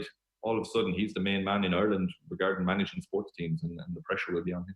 Yeah, absolutely. From your experience, Kevin, how long would it take for a manager with a small bit of a different philosophy to a previous manager to actually implement his ideas on an international team? You should, you usually, if you get that couple of weeks at the end of the season, you get those breaks and that chance, in the summer teams, you get them together, you get a good long spell, maybe 10 days, 2 weeks, working daily at the training ground, a couple of sessions a day. He can get his point across. And most of the teams in England, most of the lads who are playing in managers and squads and the way they play now will be similar to the way Stephen wants them to play. Their club football won't be a million miles different. So he should be able to get his point across pretty quickly. It's tough though. Will he have that? I don't know. I'm looking at we don't know what the fixtures are. We have no idea, but it seems to be a load of fixtures in a short space of time, possibly in around October, November. So he mightn't get to do much on the training ground with them. So again, it's just another obstacle he'll have to overcome. But he's overcome them in his career today to get this far, and he knows the players. He's been watching behind the scenes. He's seen what goes on. He's an advantage coming into the job, I suppose. In that respect, he knew he was getting the job, so he'll have his homework done. Just again, I go back to just about us, me. I'll be talking about him, I'm sure, when the time comes on radio or TV or whatever, and you'll be talking that we take a deep breath before we talk and not rush to criticise a man so early when he does, because he will get bad results or too early on. It's just the way it is, and that we give him a chance to build and work at it. Because it's not easy, and he doesn't have the best players in the world, and it'll take time and for him to get used to the whole scenario as well. So yeah, again, just all of us fans, whether you're Mick fans or Stephen Kenny fans or whatever, give him a bit of breathing space when he gets in there. I think that's a fairly good message to give out to people. This is probably a tricky question to answer, given we're so far away from potentially his first game. But is your suspicion that Stephen Kenny's style of play will suit the senior players at the moment? Because it certainly suited the under-21 players, but they're a different sort of group, aren't they? And thankfully those under-21 players, the protagonists, will become senior players over these next few years. So perhaps it's a very similar thing. Yeah, and it's a long time till then. The likes of, say, I don't know, David McGoldrick up front, Glenn Whelan, I don't know, Glenn will be around. There's going to be a changeover in the squad, and he'll have those under-21 players that he knows. It's going to be, yes, and he'll be putting players in there to play his style of play. I don't think he'll be going, those few guys played earlier on in the campaign. Now it's, I'm going to stick with them and give them, be loyal to them, because he wasn't the manager then. I think he'll go ahead and just play the players he thinks will play his style of football. So if you're trying to force round pegs into square holes or whatever, it won't work. He'll just have to go with, as I said, he'll have done all his homework. He'll be studying those players for the last year or two, and he'll be probably promoting a few from the under-21s, and he'll be just putting people, it'll be a lot easier for him to get his point across by putting people in positions that he knows, they're very comfortable with the style of play he wants to play, instead of forcing it upon someone who maybe doesn't 100% believe it, or, just because they played all the games under Mick. I think you'll see a fairly big change in the makeup of the starting 11. How encouraged should we be that we have Keith Andrews and Damien Duff in the senior setup as coaches at this point? Yeah, really good. Two fantastic fellas. I know them both very well. They're both really enthusiastic coaches, and still young enough, I think, both not retired long at all. They'll have a good connection with the players. We'll know what the players are thinking day to day. It's a little thing. The coaches are different to the managers. They can have chats with you and explain to you what the manager is thinking in a way that the manager sometimes can't get across to you. And the two of those will be excellent at it. Very passionate ideas. Both of them, I don't know exactly, but they both have the same opinion on the work that needs to be done and the style of football that needs to be played. And Keith has been with Stephen now for a good while, so it's easy for him. But Damien knows them both well, and it'll be interesting to see them work, and again, giving them more than the first few games before you rush and judge and jump the gun, giving them a year, 18 months to get themselves settled in, get their ideas under the table, because they're, again, senior international job. This is a massive job for both of them. Fantastic club careers. Damien's a Premier League winner, but it's different being a coach, but he's put the groundwork in over the last few years. And it's what speaking to him about it, I didn't think he would be a coach, and he didn't think he would be a coach, but he told me once he dipped his toes in the water, he just loves it. He loves everything about it. He's really passionate about it. So have someone of such a fantastic ability as a player. We don't have too many Premier League winners in Ireland, and to have him coaching and wanting to be involved at underage, in the League of Ireland setups, and now in the senior team is really, really, really impressive. Shows you what a top bloke he is. That's actually almost a really encouraging way of a career as a coach to be carved out, isn't it? As you say there, that perhaps he wasn't overly interested in it in the first place, which tells me that he's not in it for the sake of being a coach, for the sake of, wearing the suit on the sideline and having big days and getting the adrenaline rush as a manager. He's almost found his way into this, or coaching has found him, and he's clearly doing it for the right reasons then. I'm not sure if you go along with that. No, definitely. He's not doing it because, I don't know his financial situation, but I'd imagine he's not doing it for the money. He was getting up at 6 o'clock in the morning to have the Shamrock Rovers under 15s in training. He was putting the hard yards in. it wasn't something I think he thought about too much during his career. He wanted to be a coach. I don't think he told me the last thing he wanted to do, I think he said to me, was be a coach. So yeah, it is purely a love of, once he did it, a little bit of it, he loves it. He's passionate about it. He, that's what you have to be at your job. And he moved his family home to Ireland and was set up here. And then for work, he moved over to Scotland to work with Celtic. And it's a big commitment to do that when you don't need to do it. And it just shows his feelings for coaching and how he wants to develop and get better and improve himself. And he started all over again as a coach. Being a top player to starting starting with underage teams and getting his badges and doing it that way, and discovering I suppose his method and his style and his way of going about it. And it looks like he's he's got a long-term plan to be, I'd imagine, be the Ireland manager one day, or be a manager in the Premier League or the Aircom League or whatever it may be. But he seems to be going about it the right way. Absolutely. It's been like something that the FAI have acted with great decisiveness as well over the last couple of days, in terms of getting in these backroom teams, in terms of putting in Duff and Keith Andrews, and then John O'Shea, of course, in the backroom team for the 21s. It leaves the situation now at the time of recording where we don't know where Robbie Keane is going to end up. He's obviously got a couple of years left on his contract. It's a tricky one, Kevin. You can't force a manager to take a coach into his team, which is obviously the situation that they couldn't allow Stephen Kenny to be put under. He couldn't be forced to take any coach that he didn't want part of his coaching team. But at the same time, it's probably wise to keep Robbie Keane sweet, to not burn any bridges with one of the country's greatest ever footballers. Exactly. And it's not his fault he was given a 4-year contract or whatever. It seems a strange one now when you're looking at it. You'd imagine it would be the same length as the coaching setup he was involved in.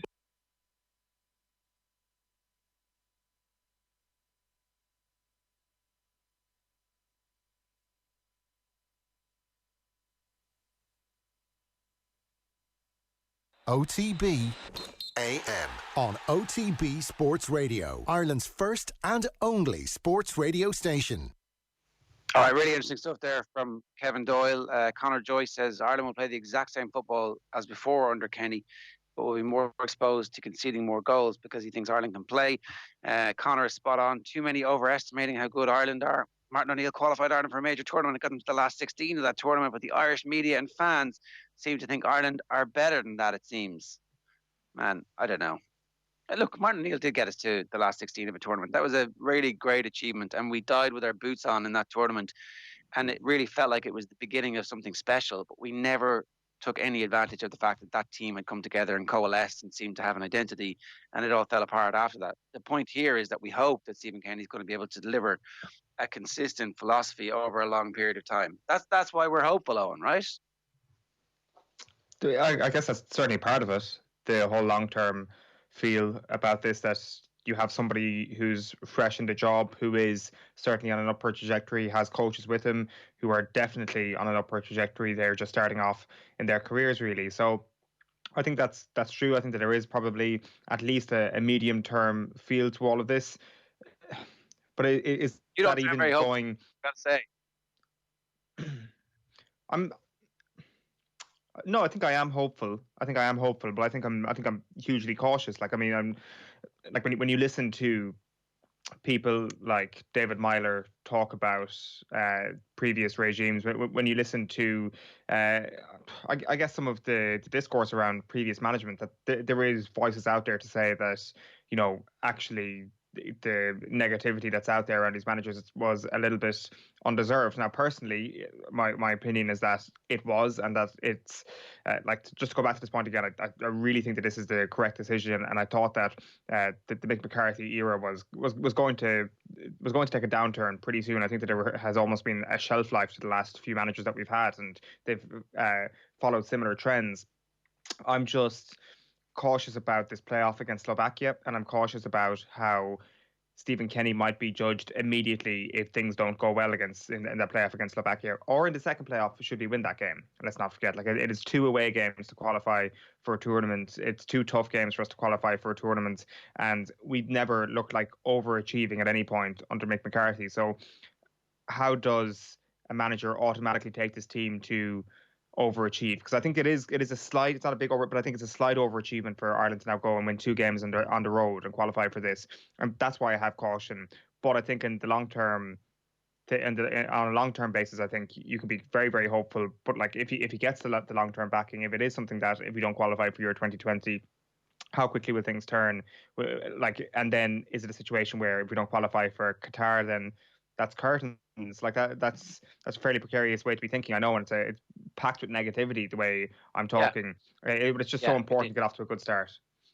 Well, look, I accept that, right? But the World Cup qualifying campaign is way more difficult than qualifying for the Euros. It's just a statement of fact, and that's why we have qualified so rarely for the World Cups. Some more comments. Wes was completely overrated by you guys, says the Francie Brady. Hello, Pig. He found his level in the championship, and to talk about him as a world beater is bizarre. No one has ever talked about Wes as a world beater. That's the crazy anti-Wes hype was like, oh, you're saying he's messy. No one ever said he was messy. That's the point. He was just able to get on the ball, keep the ball, pass the ball. Conor Joyce Houlihan was very talented, but didn't have the legs or physicality to survive in the team for 90 minutes. And that's why he wasn't used in the start by O'Neill. He sat on the bench for Norwich in the Prem. Again, Norwich can go out and buy any player from the lower divisions that they want. And so we don't have that ability to do that. And that's why we needed to use our players and starting games with Wes and setting an agenda that we are going to be the team that keeps the ball and tries to win games that way was the whole point. And I can't believe we've gone down a Wes Houlihan wormhole. But I think it's actually important to kind of, like, would Wes have played in a Stephen Kenny team? 100%. Would he have started games? Yes. And he would have started them back when he was 26 and 27 and when he might have had a bit more of an engine than he did by the time he eventually makes it to the Ireland team. Love is very nice, but I'm a bit sceptical. Duff is very nice. I'm a bit sceptical. Privy to one of his sessions at Shamrock Rovers, and that's from C. McDuffer, who said he wasn't impressed by it. Look, I think we're going to wait and see. I mean, obviously, Damien Duff since he's been at Shamrock Rovers, has gone to Celtic and has thrived there. So let's wait and see exactly how he gets on. Right, it is time for our second takeover. Mayo legend Lee Keegan is our next guest on the OTB Kids Takeover. This is your last chance, though, to get a question in from the cutoff point is high noon. Lee Keegan has obviously gone up and against and marked some of the greatest footballers of all time, but this is the most anxious he's ever going to be. So it is high noon for Lee Keegan today. This is your last chance. WhatsApp your questions to 087 918 180. We will take text, but we want your video. So the ideal scenario here is you get your kids to ask some ridiculous questions, put them on video. We'll put them to Lee Keegan, and we'll use the best ones, the best and most bizarre and weirdest questions for Lee Keegan. We'll make the cut today. 0879 180. Right, Paul Rice joined Joe on last night's Off the Ball for his latest sports history lecture. This is an absolutely amazing series. We're very privileged that Paul Rice is sharing this with us. Normally, you've got to be a member of his class to get the type of information that you're getting here, but over the course of the next 6 or 8 weeks, we're going to get a real insight into the history of sport in Ireland. Here he is talking about the impact that the famine had on sport. Have a look. But the great defining moment in modern Irish history in terms of population and in terms of demographics was the famine, which, as your listeners will know, arrived in the middle of the 1840s with potato blight. And if we take a rounded off figures, which is an appalling thing to do when you talk about lives, individual lives, but the reality of the famine was 1 million dead and 1 million emigrate within 5 years. And then decade after decade of emigration basically destroyed the population of Ireland. And if you look at it now, the population of the Republic of Ireland is still under 5 million. And Ireland is the country in the Western world which has a lower population now than it did have in the middle of the 19th century. So it changed how sport worked in the countryside, and it changed the spread of sport. But there was something else that really mattered, and it was the fact that after the 1798 rebellion and the introduction of the Act of Union, laws which were passed in London now applied to Ireland around the place. And this really mattered when animal rights campaigners began to introduce legislation into the House of Commons, which was passed, and it changed the Irish sporting world. Okay, very interesting. If you're just tuning in, you're listening to Paul Rice, Professor at UCD's School of History. We're in week 3 of our series charting the history of sport in Ireland and the UK. So the plan today is to get from 1800 through to beyond the 1850s. That the Acts of Union 1801, so now Parliament are ruling over the United Kingdom of Great Britain and Ireland. So you're saying that the change from a sporting perspective there is any animal rights laws passed then came into effect in Ireland.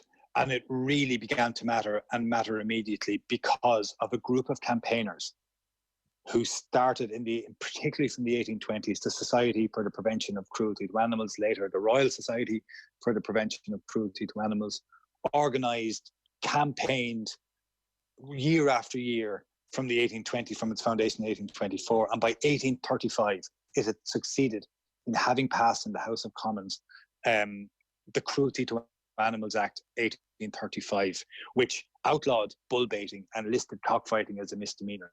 Now, that was toughened up in 1849 when cockfighting was actually criminalised. This was a remarkable sea change. This is a sport that was patronised by all levels of society. It was not just a sport of the poor, it was a sport also that was frequented by the rich. And now, within 20 years of campaigning, it was outlawed. Now, it doesn't mean it disappeared. It didn't disappear. For example, there were public, through the 1850s, there were still large cockfighting theatres running in Liverpool and Manchester. And as late as 1874, the last big public cockfighting cockpit was still operational in Newcastle, to give a prime example. And as we know, on the margins of English life and of Irish life, cockfighting continues to take place. So just because you decide that something is outlawed doesn't mean that it just disappears. And even in Ireland, people were slow to let go. In Kilkenny, there were still bull baiting in Kilkenny in 1837. So these things took time to wind their way out from their central position within Irish life. OTB AM. This is OTB Sports Radio. OTB Sports Radio. Here at OTB, we're not just about sport. Our man Richie McCormick knows his tunes. Every day at midday, Richie will be bringing us his isolation mix. It's an hour of music to help you switch off from the workday, even if you're working from home. Stick on the mix, get some fresh air, and take a walk while remembering to keep your 2-meter social distance, of course. That's Richie's Isolation Mix, every day at midday on OTB Sports Radio. Listen on the Go Loud app or at offtheball.com/radio. OTB AM. Right, you're very welcome back this morning. 40-metre kicks, one left, one right.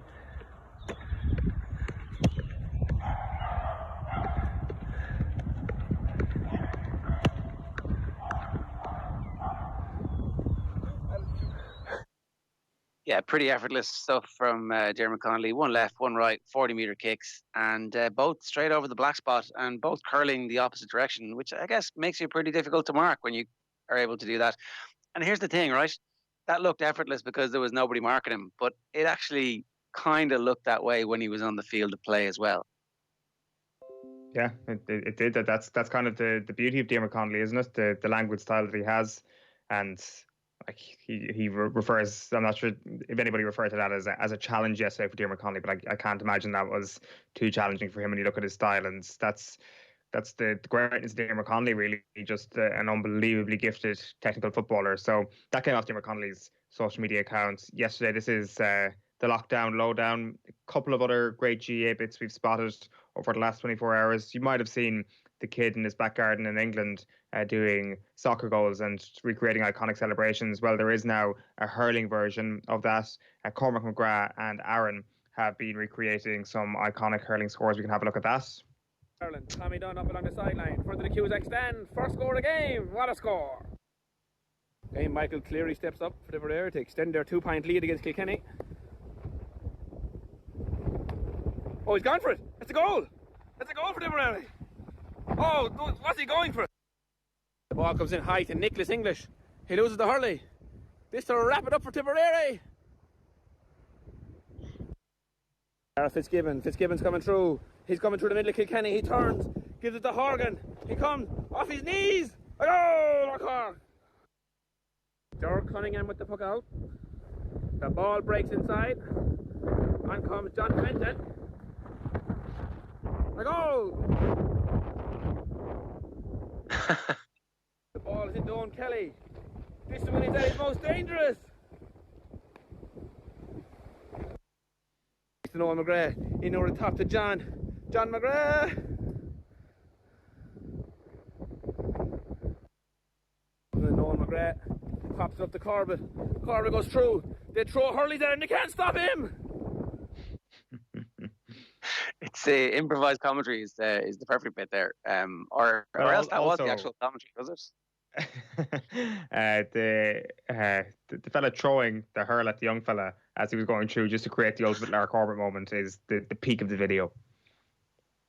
So that's Cormac McGrath and Aaron, some of the iconic hurling scores from down through the years. So you might be getting used to Zoom meetings. Here's what a full football fitness session looks like from Cork City. Have a look. Look for height. Come on. Distance and height. Good, Corey. Good. Good, Benno. Look for height. Next time on the floor. Good, Slevin. Good. Good, Dara. Good twisties. Twist. Good. I have a Zoom question for you, Owen. You're our Zoom master, right? You can only do the multi-screen to a certain number on the phone. Is that right? You can have 100 people in a class if you're doing it through a laptop or a PC. Is that correct? I will take your word for it. I'm not sure. On your laptop, when you are watching, is there? Because I think on the phone, all I can get is 4 one person at one time. Okay, we could have this conversation off air if you wanted us, but I think it's an important public service here. When you were doing stuff on your laptop, can you have more on the same screen at the same time? Yeah. I don't understand your question. Can I have more people than 4 on my Zoom app on my laptop? The answer to that question is yes, but I don't think that's the question you're asking somehow. It is. Can you see them all at the same time? See, Sorry. On that yes, screen, for example, there, Cork City showed us that like you can have 100 people, right? I knew that, but on the phone, is there a limit? There seems to be a limit. This is too boring. Let's move on. What's next? That was ridiculously boring. Next is off the ball zone, Tom Malone keeping himself entertained. He ran the Puppy Grand National.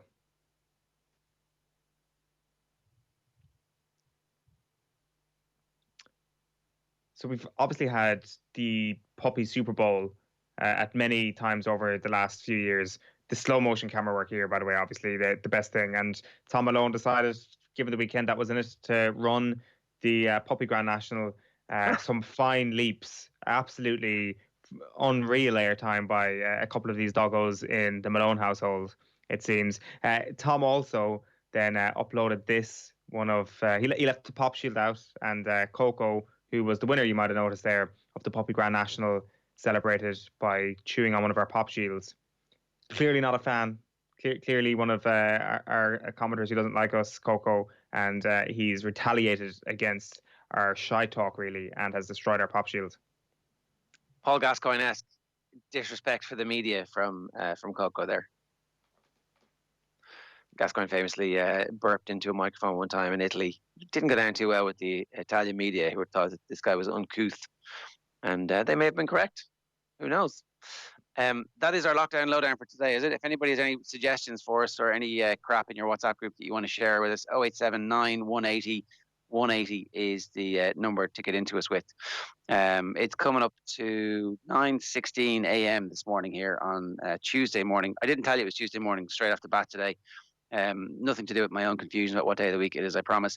Thanks very much for being here. The Sports Breakfast Show from Off the Ball. We've gone extra long. We're going from 7:30 to 10 o'clock every morning. You can get the latest off the couch and a retro crappy quiz coming your way between now and 10 o'clock. First, a quick reminder that the OTB YouTube channel and all of our podcast streams on the OTB Podcast Network are completely free to subscribe to.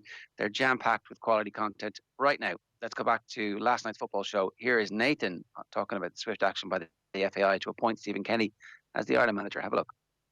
The FAI, in fairness to them, have given the situation clarity. They seem to have dealt with Mick McCarthy in a way that he's okay with, and I think that's important. It would have left a bad taste in the mouth if Mick had, publicly said, "I feel really badly treated here," but he's on board with the decision. Legally, it seems like it was an open and shut case. We weren't so sure about that, you and I, when we had spoken about 2 weeks ago, because Niall Quinn had sort of said, well, we'll have to see in June what happens, and we'll sort things out then, and that gave us a sense that there might have been something in the offing, but actually legally it seems like it was watertight, and that was the situation right from the off. But once that friendly was moved and June was no longer on the table, I think it's been a good weekend for the FAI. And, Gary Owens came on the show yesterday and did the rounds in various places, came out, answered questions, here's our thinking, and it wasn't an ideal scenario, but we've had to act. And on the whole, you'd have to say, this huge story of what was going to happen has now, as we approach Monday evening, kind of been laid to rest relatively quickly in the space of 2 or 3 days, and there is clarity, which is all important, because a month of talking about this would have been bad for everyone. Well, I think we've spoken a lot about it being a new era in the FAI, and this weekend they proved that it is. There's been a level of, I think, transparency, and listening to your interview with Gary Owens yesterday, answering questions in a way that they haven't been answered previously. And no startling revelations, but just being open and honest. And here's what we're facing. Here were the issues in terms of contracts, and here's how we sorted them out. Whereas particularly for the last 2-3 years, every small issue just escalated into this massive storm of controversy surrounding the FAI, where there was little or no talk around football. And this could have dragged on for the next 2 or 3 months, and maybe it would have given us something to talk about. But now it's just about the football. It's just about Stephen Kenny. There's obviously that still one little part with Robbie Keane to sort out. But again, that's a legacy of the previous regime.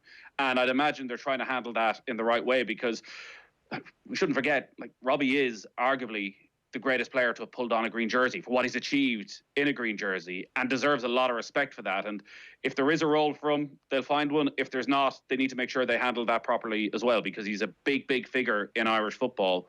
And you want to make sure, if you are going to end that relationship, if it is going to end, that it's done properly. And everything we've seen so far suggests that they will. So I think it's been a good weekend for Irish football. Off the pitch, obviously, there's still quite a few issues in terms of finances that need to be sorted. If these 9 games do happen, which we all hope, September, October, November, it's hard to imagine them with attendances, but hopefully they sort of settle things on the revenue side also a little bit. So this was a very good weekend in how swiftly and decisively they took action here. Yeah, okay, so that's the lads reacting to the FAI's part in the big story from the weekend, which is obviously that Stephen Kenny is the Republic of Ireland manager right now. We'll deal with the fallout from that over the coming days as well. If you want to get in touch with us this morning, 087 180 180 is the number.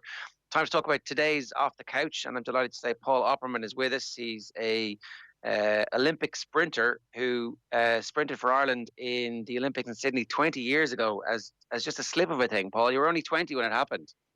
Yeah, now blink of an eye, now 40, and days gone past. Thanks a lot for letting me relive my glory there in a small bit. That was appreciated. Well, we might talk about that in a minute. You're Off the Couch. I watched it this morning. It's all about activation, and it finishes with a Bronco challenge. I was amazed at the end where you were talking about the way. So the Bronco challenge is a running challenge, and it's about 1.2 kilometers. And correct. You gave us a benchmark time for yourself was like 3 something, but Dean Rock's time was faster than you, and you're a 400-meter sprinter in the Olympics. Now, granted, this isn't your peak time. Correct. I'm an aged sprinter, far past my best. Look, it's the Bronco test is a tough one, and I think that when I was back training, I was used to running in straight lines and a couple of gentle curves turning left every 100 metres. When you actually go and run it, the amount of times that you obviously have to stop, turn around and get going again really suits that kind of field sport player, you know. Their ability just to turn on a sixpence and get going again is just second to none, you know. And then when you look at then elite level GA players, they're doing it in and out. They just have this innate ability just to move really, really well. Dean Rock's time seems fairly sensational. So that obviously means that he has a high-end cruising speed, which is I mean, I don't know how super elite it is, but it seems like, you know, that is a level of athleticism that maybe we don't fully appreciate. No, I think sometimes when we look at GA players, you know, we can kind of, you know, for those of us outside the kind of the GA community, you can look at it, you kind of go, look, it's a national sport, but these guys are super, super fit. I mean, what they cover in a game, They're over the 10-kilometre mark and well over it. And then when you actually break down and look at some of the stats, the amount of high-speed running within that 10K is just phenomenal, Like, these guys, and actually even at high-end club level, like GAA players are just supremely fit.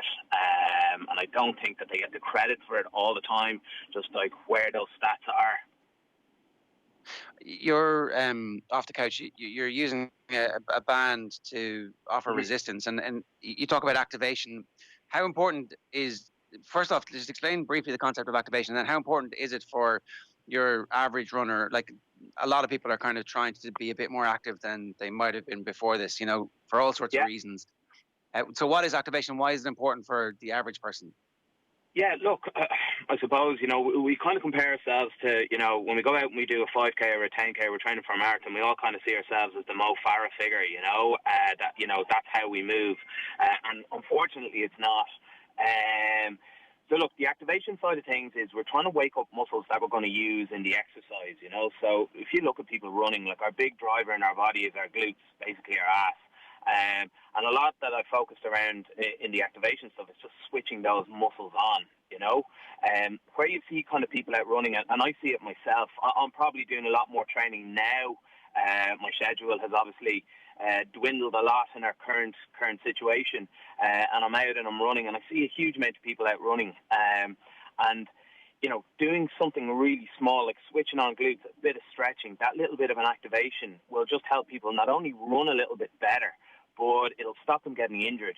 What we see a whole lot of times is that people get fit, their aerobic system comes up really quickly. So they go from, being out of breath while they run around the block to all of a sudden being able to run a park run over 5K. But unfortunately, what happens is that the foundations aren't really there in terms of their muscles. And next thing before they know it, they're starting to break down. And it's terrible to see, because someone's kind of gone to the trouble of going out, they've motivated themselves, and they're just about to break through the clouds into this kind of new life of fitness and enjoying it, and the muscles are less sore, and all of a sudden they get injured. So by doing those kind of small little activation exercises, and that's what I was trying to get across, is that it will set us up better for a running session, and it'll help. And I suppose it's a very small little taster in the video. It'll help just kind of push those injuries out a little bit more so we don't get injured. Paul, just on what you're seeing in terms of people out running, and I guess it's not only over the last couple of weeks, but in terms of your entire experience, is there a common mistake that runners are making in terms of their technique? Yeah, look, I think the big thing there, it's a good question, and it's kind of the sort of nearly the, I won't say argument that I have with new clients coming into the Dublin Sports Clinic. The kind of the conversation I have is like, runners want to run, right? And that's all they really want to do. And when you try and explain to them, look, we've got to go in, we've got to fix these foundations, we've got to keep you strong, we've got to undo the badness of running, if that makes sense to the body, on a continual basis. They kind of scratch their heads. And this is this constant narrative. A runner will much prefer to throw in a kind of a junk mile session. And by that I mean a throwaway session that's not really doing anything for them in terms of their performance, instead of getting stuck into kind of doing literally like that band stuff, switching on the glutes, make sure the core is nice and strong, and building a bit of functional strength into their body. And a small little bit of that will do a huge amount for them. When you're having that conversation with people, how do you win it? What is the thing that makes the penny drop for the runner who prefers to do the junk session? Because it's kind of easier, it's what they know, and I just want to go out and run, versus spend 10 minutes doing a warm-up, and you're actually going to be a much better runner, and everything is going to be better. Yeah, look, it's a hard one, and look, I'll be honest, I don't win the argument the whole time. I suppose proof is in the pudding, and I suppose like where it comes to like what we're trying to do in the Dublin Sports Clinic is I'm trying to get people to take a leap of faith. I'm lucky now we're kind of 5-6 years down the line, so I've got a good crew of people who've taken that leap of faith and taken that journey with us, and their results kind of speak for themselves. So a testimonial helps and referrals help in. But look, it's you don't always win that argument, and it can be tough because you can kind of see the same people kind of coming through that are coming back with the same injuries at the same time every year. And you're constantly having that conversation, sort of saying, look, you know, if you had it done a little bit, the training wouldn't have been uninterrupted. It's probably more cost effective in terms of, you know, your wallet, because you're now looking down kind of a treatment plan of physio or physical therapy, whereas if we had just tipped away at this over the last kind of 6 or 8 months, everything would have been rosy in the garden, you know. It's not for everybody, I think, but I think the other side of it is that sport, and elite sport, I think, through Instagram, through Twitter, it's becoming very accessible for everyone. Like back when I was running, you know, it was cloak and dagger what was happening over in America, what was happening over in the UK. You could only guess what the likes of Michael Johnson or Maurice Green or any of these guys are doing. Now, you know, you can look on Instagram, you can find out what Bolt are doing, what Mo Farah's doing, you know.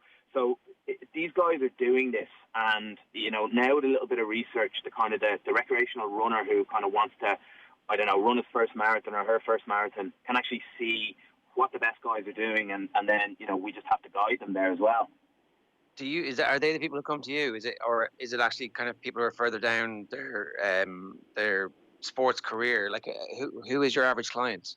Yeah, look, we get a big spread. I think like we get people who are just starting out on that journey. You know, they'll come in through our business through physiotherapy, and then we'll graduate them into kind of maybe a beginner's kind of fitness session, gym session, and then with that, then we'll have a conversation with them, and we'll sort of say, look, what does this look like? I'm a big fan of people building a body and going out and enjoying it, as opposed to just coming in and doing 10 gym sessions every week. And we'll have that conversation. So whether it's they want to do a marathon, a half marathon, a 5K, a triathlon, whatever it is, we'll try and walk that path with them. We do a lot, like, again, from the beginner side of things, and then we work with some elites then as well. You know, the elite side of things is it's you're not going to run your business off that, you know. That kind of looks good on an Instagram photo, and it looks good on, you know, on a website. But our core business is corporate Dublin. We're located just on South Cumberland Street, so we're right in the heart of town. And again, our core business is people working in offices, who are motivated to stay fit and healthy primarily, but then have a goal then to go out and try and achieve something at the weekends. How has your business responded to the crisis that we're in at the moment? Yeah, I think initially we probably lost a bit of sleep and started pulling our hair out and a lot of worry. We would, on average, work off about maybe 700 appointments a month. We're now down to 3 sessions over Zoom. I heard you guys talking about it earlier. So we're running a kind of a class from the deck in my back garden. My wife works in the business as well. We had 10 employees. You know, it's down to a couple of people contributing into it, and myself and my wife handling most of that. Look, it's one of those things, like, this is the hand that we've been dealt, and rightly so. I mean, there's a common effort here, and there's a greater cause, but we've had to adapt into it. And, you know, a couple of weeks ago, staring down the camera and, you know, kind of telling people how to squat and telling people how to lunge was an alien concept. But it's amazing how quick, you know, your mindset changes and you adapt into it. And like that, our clients as well have kind of embraced it. They've been massively supportive of us, you know. You know, our business model is obviously changed at the moment. But I think that we're looking at it more as a retention tool for our clients, stay in contact with them, so that when, I suppose, we finally get over the COVID-19 outbreak and sort of the taps of the economy get switched back on, you know, it's an easy transition to get people back into the building and get ourselves up and running again.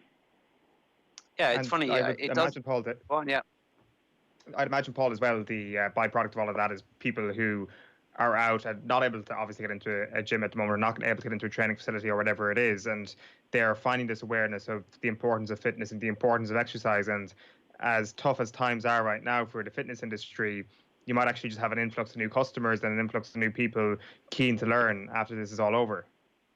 Look, completely. Like, you're 100% right. I mean, it's been a complete eye opener for us. Like, we're busy, you know, and busy is great, but it stops kind of an evolution, I think. Like this idea of, you know, doing online classes and stuff like that would have been something. I'll be completely honest with you. I'm a bit of a technophobe. I would have tutted at a few months ago. You know, now I didn't have a chance.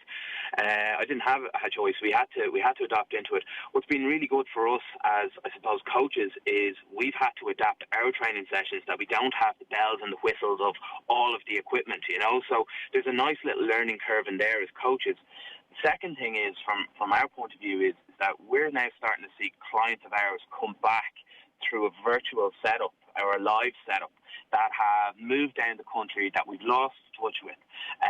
And that's really nice that, you know, they realise that we're back on, or that we're accessible, should I say, and they've jumped into it with us as well. So I think there's benefits all around, and it's something, I think, just in terms of the business side of things, that I'm not sure what it looks like, but there's something there that we will try and use this technology going forward when, as I said, when things return to something that looked like normal before.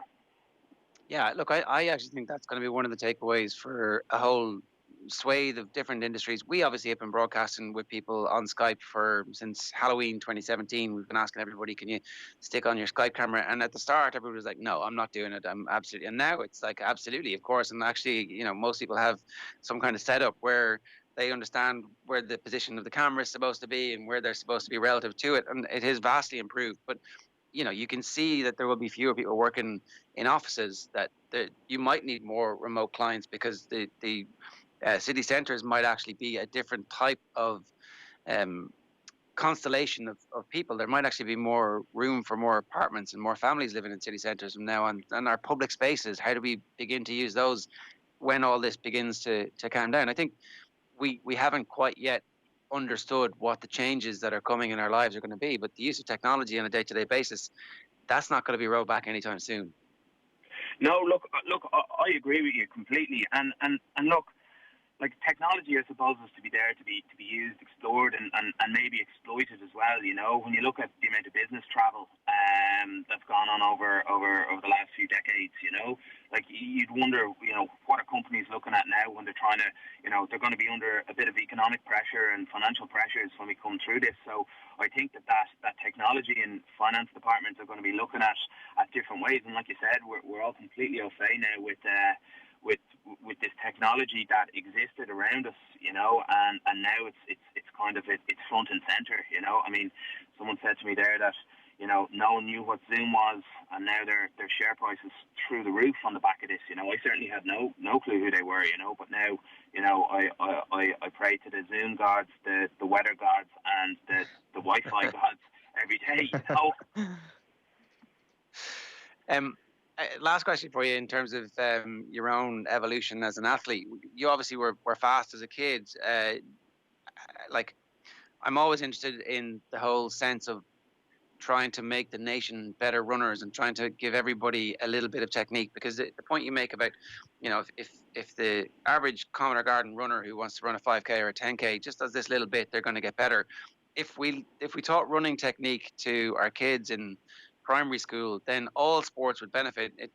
I always feel like athletics is one of those sports that if everybody came together and realized that giving everybody gymnastics, athletics and swimming, that's really all we need as a country for every sport to benefit. It would improve our rugby, it would improve our football, it would improve our GAA.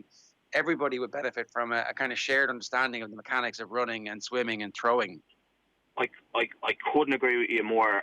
Like, quietly in the background, I've been preaching this for years and years and years. I went to a rugby school, you know, and sport is very, very much at the forefront. But, you know, when it came to PE, look, we had great fun. We played football, you know, we were active, you know, and I suppose it ticked the box. Where I'd love to see it go is, and again, into the primary school, into the secondary schools, I'd love to see PE become PE, where they're effectively doing this kind of functional training. And again, it's with bands, it's with sticks, and it's teaching people basic movement mechanics. I mean, we were taught how to drive cars, to read and write, to, you know, use Zoom, right, and technology. But actually, we've never been taught how to move properly. And it's unfortunate, because I've often wondered how many, and my own career, like my own athletics career, in terms of, you know, like, I peaked as a 20-year-old, and we look at the Olympics this year and it's been cancelled. Had that happened in my year, when I was running in 2001, I was completely injured and I struggled to get back. I had a little bit of a flicker in 2003 and that was my career over. I was 23, and I wonder how many athletes out there, if they had just done a little bit more of the foundation work, how many people would we see, putting on an Irish jersey, or would they even come into that kind of fray where, in terms of the talent pool, it's kind of like a tube of toothpaste. It's the bottom pushing the top up.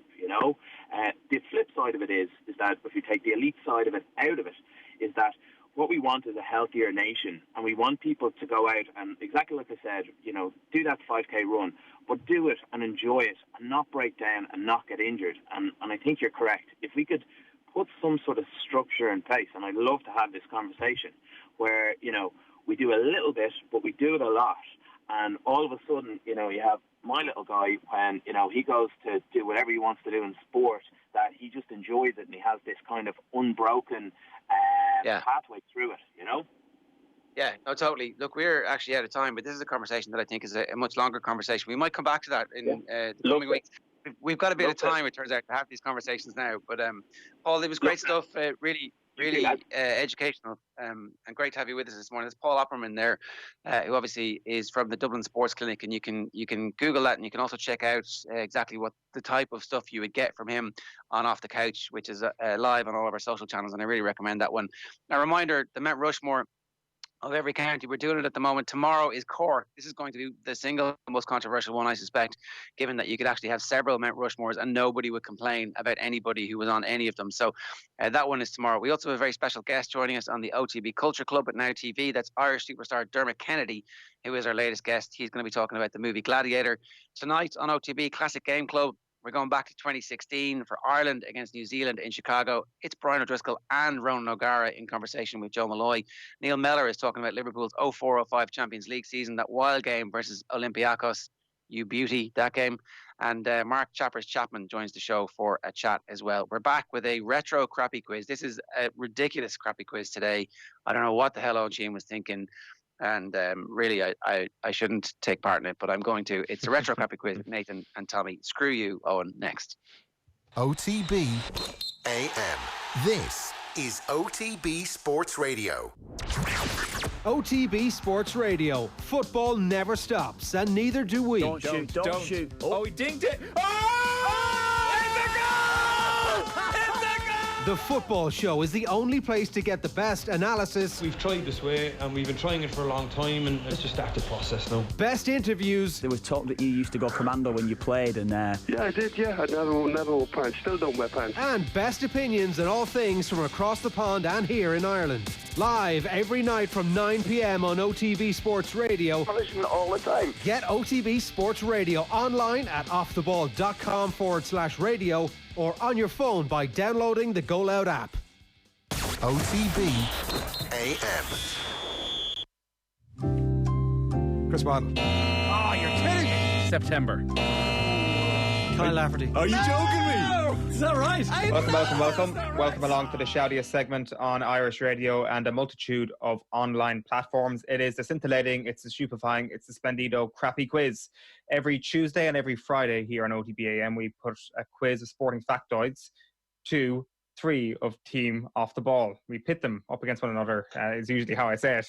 Allow me to welcome today's contestants.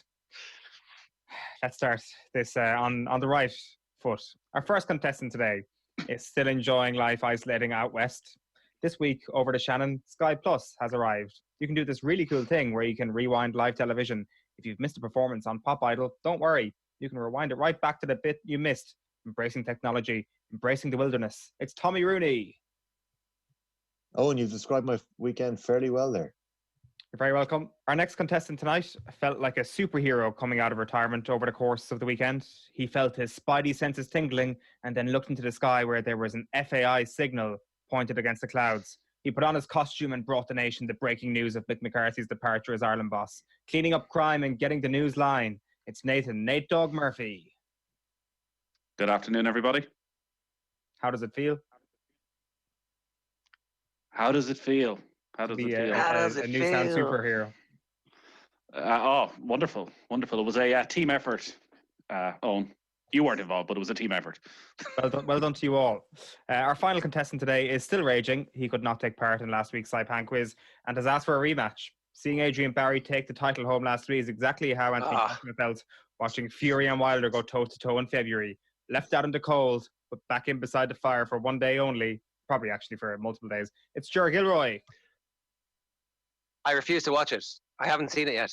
I don't know the questions you asked, but I know that I would do better than everybody else did. Like Saipan is my specialist subject. There's no minor detail that I haven't at some point either committed to or forgotten about that I believe I could bring back. It was a nonsense, the whole quiz. Give me a sample question. Go on. Go on. The nonsense. The speaker of nonsense here. Come on, give me one of my nonsense questions. I can't remember. I just remember that they all blend into one, these quizzes, eventually. What country is Saipan? America. Well done. The US protectorate. You win. Everybody knows that. Saipan quiz after the fact. Well done to you. I hope you've got that sense. It was based in World War II. I didn't know that. Well, there you go. The format of this week's Crappy Quiz will be questions from the year 2003 for 4 rounds, then on to the Fun Free Magic Number round, which will be on any subject and any year, I should say. And also for the Slip Inside of Trivia, that will be the same. And that is the Rapid Fire round. You can podcast the Crappy Quiz on offtheball.com or on the Go Loud app. Give us 5 out of 5, even if that doesn't represent your actual opinion. And please send any questions you have via Twitter, direct message. Round 1, the boring questions round, never multiple choice. Ger, what are you about to say? We could cut the intro. We could make it shorter. Now, this is a new world, Owen. All of the received wisdom that we thought was wisdom, it turns out was all bollocks that we were just doing for no particular reason. I always felt that the intro was too verbose. I don't know why I didn't take the opportunity to cut it sometimes, but I should have. And now is our chance. If you want to rewrite that intro, put your own stamp on it, you go for it, Owen. You don't let anybody put you in the corner. That's a real dig, isn't it? He's basically saying you don't have the verbosity of Gilroy to pull it off. No, it's the opposite. It really sounds that way. How many times have I stuttered my way over that, thinking we should change this? And now finally, the opportunity has arisen. We're going to take this time to become slightly better versions of our mediocre selves. That's the limit of my ambition here, and it's pitched at just the right level. I'm buzzing for Friday's quiz already. The land of opportunity awaits. Round 1, the boring questions round, and never multiple choice. The following questions have been sent in from quiz listeners Ewan Scott and Colm Fogarty. Cheers for getting in touch with us. And also, seeing ahead that this would be the 2003 teamed quiz. So they've sent in questions on the year 2003. Question 1 for you, Tommy. From which club did Manchester United sign Tim Howard in the year 2003?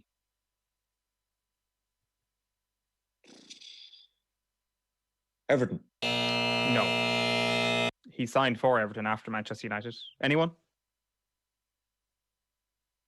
Was it Bolton? No. Somewhere in America. It was someone in America.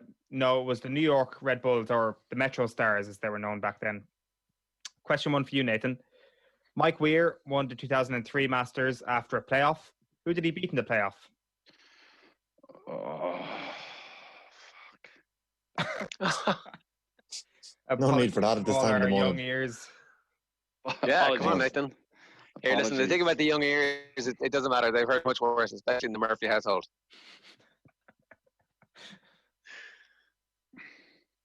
You know this, Nathan.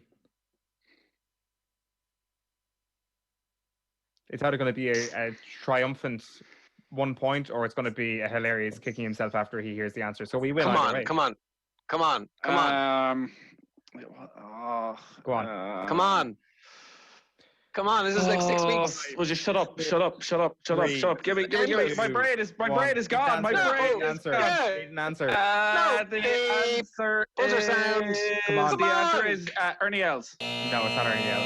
Anyone? It's Tiger Woods. It's not Tiger Woods. It's not Tiger Woods. Doesn't matter. It's as right as you were. It's Len Matisse. Well, there you go. Who the hell is he? Question. Good old Len. Len Matisse. Jeez, what a competition that was. Question 1 for you, Ger. 2003 was the last time a player who has... for now. 2003 was the last time a player who has played for an Irish province scored a try in a World Cup final. Can you name him? 2003 in the Rugby World Cup. Yes. So England were beaten by Australia. Chris Whitaker. No. Australia beat. No, Australia. England won the World Cup. England beat Australia. Won that World Cup. That's what I meant. Yeah. So it wasn't Chris Whitaker. Rocky Elsom. No. Chris Whitaker was 99. No, is it? The only other man, of course, who played for Leinster to actually score a World Cup final try. Lottie Takiri is the answer. What? That was a tough first round, lads. Well, that was a joke. Well, Who sent in the question? You and Scott and Colin Fogarty. Don't be shaming them, lads. I thought they were good assholes. Well, I wouldn't go that far, but Are you saying Lottie Takiri played for Leinster? Whoa. There's a bit of Googling going on there now. Yeah, he did. I see pictures there. He did. He very much did play. That's absolute bollocks. He played 2 games. Yeah. He played 2 games for Leinster in 2013 that no one can remember. I could remember it. So no, you can't. You I can. Absolutely cannot remember Lottie Takiri playing for. How did he do, Owen, in those 2 games? I can vividly remember him being a Leinster player because I interviewed him. Here, is this an open book? Is this an open book crappy quiz? Or what's round happening? 2. Yeah, what's going on? Why are we Googling stuff? Why are we Googling stuff? I was checking to see if there's... He seems to have very easy access there, doesn't he? Yeah, very easy access to Google. Too easy. Round 2. To the Google. Listen to the culture. Round 2 is the one that got away round. The 2003 Rugby World Cup sure was the one that got away for Ireland, much like the 99 and 07 and 11 and 15 and 19. This round will test your knowledge on 03, the one that got away. Question 2 for you, Tommy. Can you name the only English scorer not called Johnny Wilkinson in the 2003 World Cup final? Ger has it open on his webpage in front of him. Yeah. It's disgusting behaviour. It's fine, though. That's how you want to win a quiz. Robinson. Correct. Come on. Tommy's done all the... Tommy obviously had all the there. It's closed for future reference. It's closed, right? I got that right, want to check. I mean, of course you did, because you knew. See the way he's look at him. Look at him. Acting. He's doing research. That's you got to skip this. Lads, you got to you got to go past this year-on-year quiz thing. It's nonsense. No research. I'm flip just, your phone around. It's a tough question. Flip your phone around. I want to see what's in the room. You see that? Oh, a computer. A computer. A computer. What? And then there's also somebody else. There's somebody else working from home as well. Right. Okay. There's off the balls figures live on Tommy Rooney's laptop there. Question 2 for you, Nathan. Good answers. In which city, Nathan, did Ireland get slaughtered by France in the 2003 World Cup quarterfinal? Melbourne. Correct. We're on a roll, lads. Sure to give us. I only know this because apparently Adrian Barry went to Australia once and did he? Yeah. Was there, and apparently he was in a bar where some of the players were afterwards. No way. He's never told that story. Yeah, you should tell it more often. If I'd been in a situation like that, I might have told a few people a few times, a few hundred times. I think he told Big Mal how much he loved him. Anecdote Adrian, we call him. Question 2 for you, Ger. Australia racked up the biggest winning margin in the history of the Rugby World Cup by winning a pool game on a 142 points to 0 scoreline in 2003. Against whom? I'm pretty sure Ger froze there. I hope he did. Otherwise, he's got a great poker face. Yes, I was frozen. You all froze. What happened? Did you catch that question, Ger? No, I did not catch the question. I will do that again. Australia racked up the biggest winning margin in the history of the Rugby World Cup by winning a pool game on a 142 points to 0 scoreline. Against whom? Should be straightforward. I mean, it should be.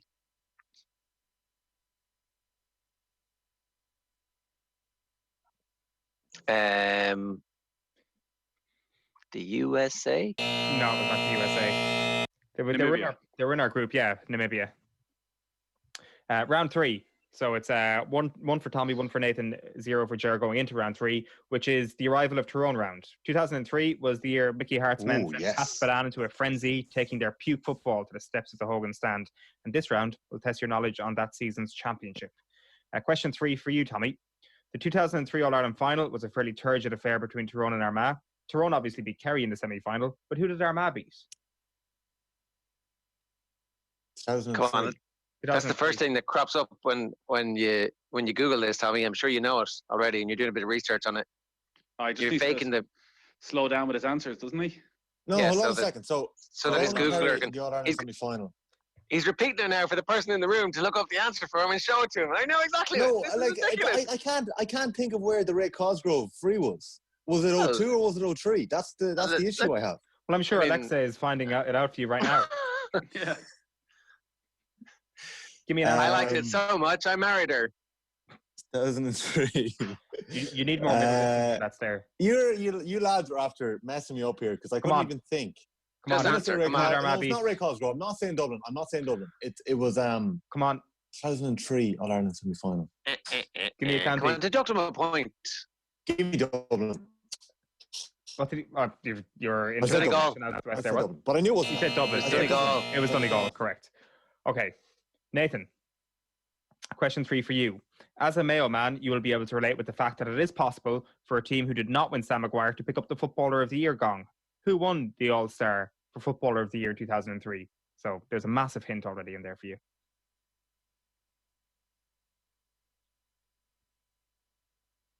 Where's all the shouting when Nathan's thinking that? See, you could let Nathan think. I wish I hadn't zoned out when Tommy was talking there. Come on, give us an answer. 2003. Oh, come on. Footballer of the Year. I've got it now. TikTok. Give us an answer. Ray Cosgrove, come on. Kerry McDonald. Dub. Should have been Kerry Lee McDonald. McHale. Could have been Lee McHale, yeah. Mark O'Shea. Steve McDonald. Mark O'Shea, it is not the answer.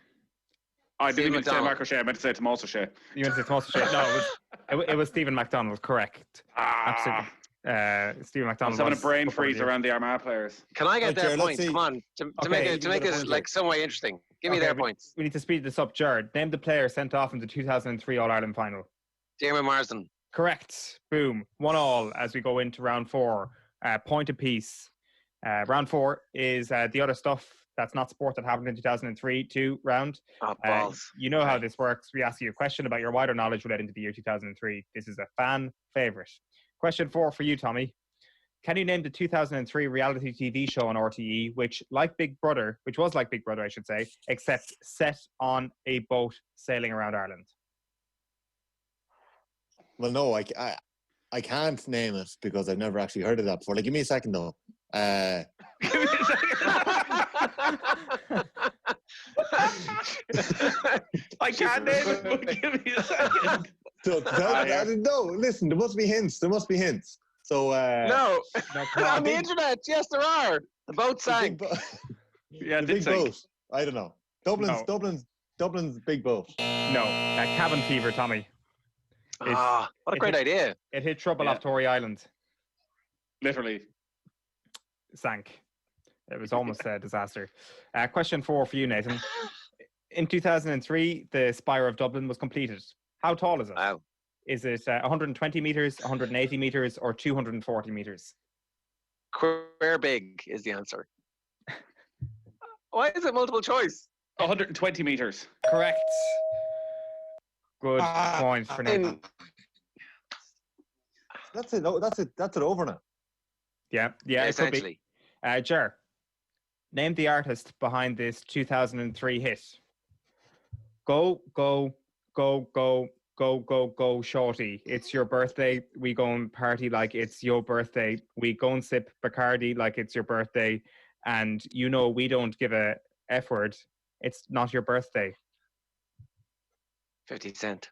Correct. Well done. Round over. Congrats. Ger's on 2 points. Nathan's on 2 points. Tommy's on 1 point as we approach round 5, the fun, free magic number round. Well, let me get my pen.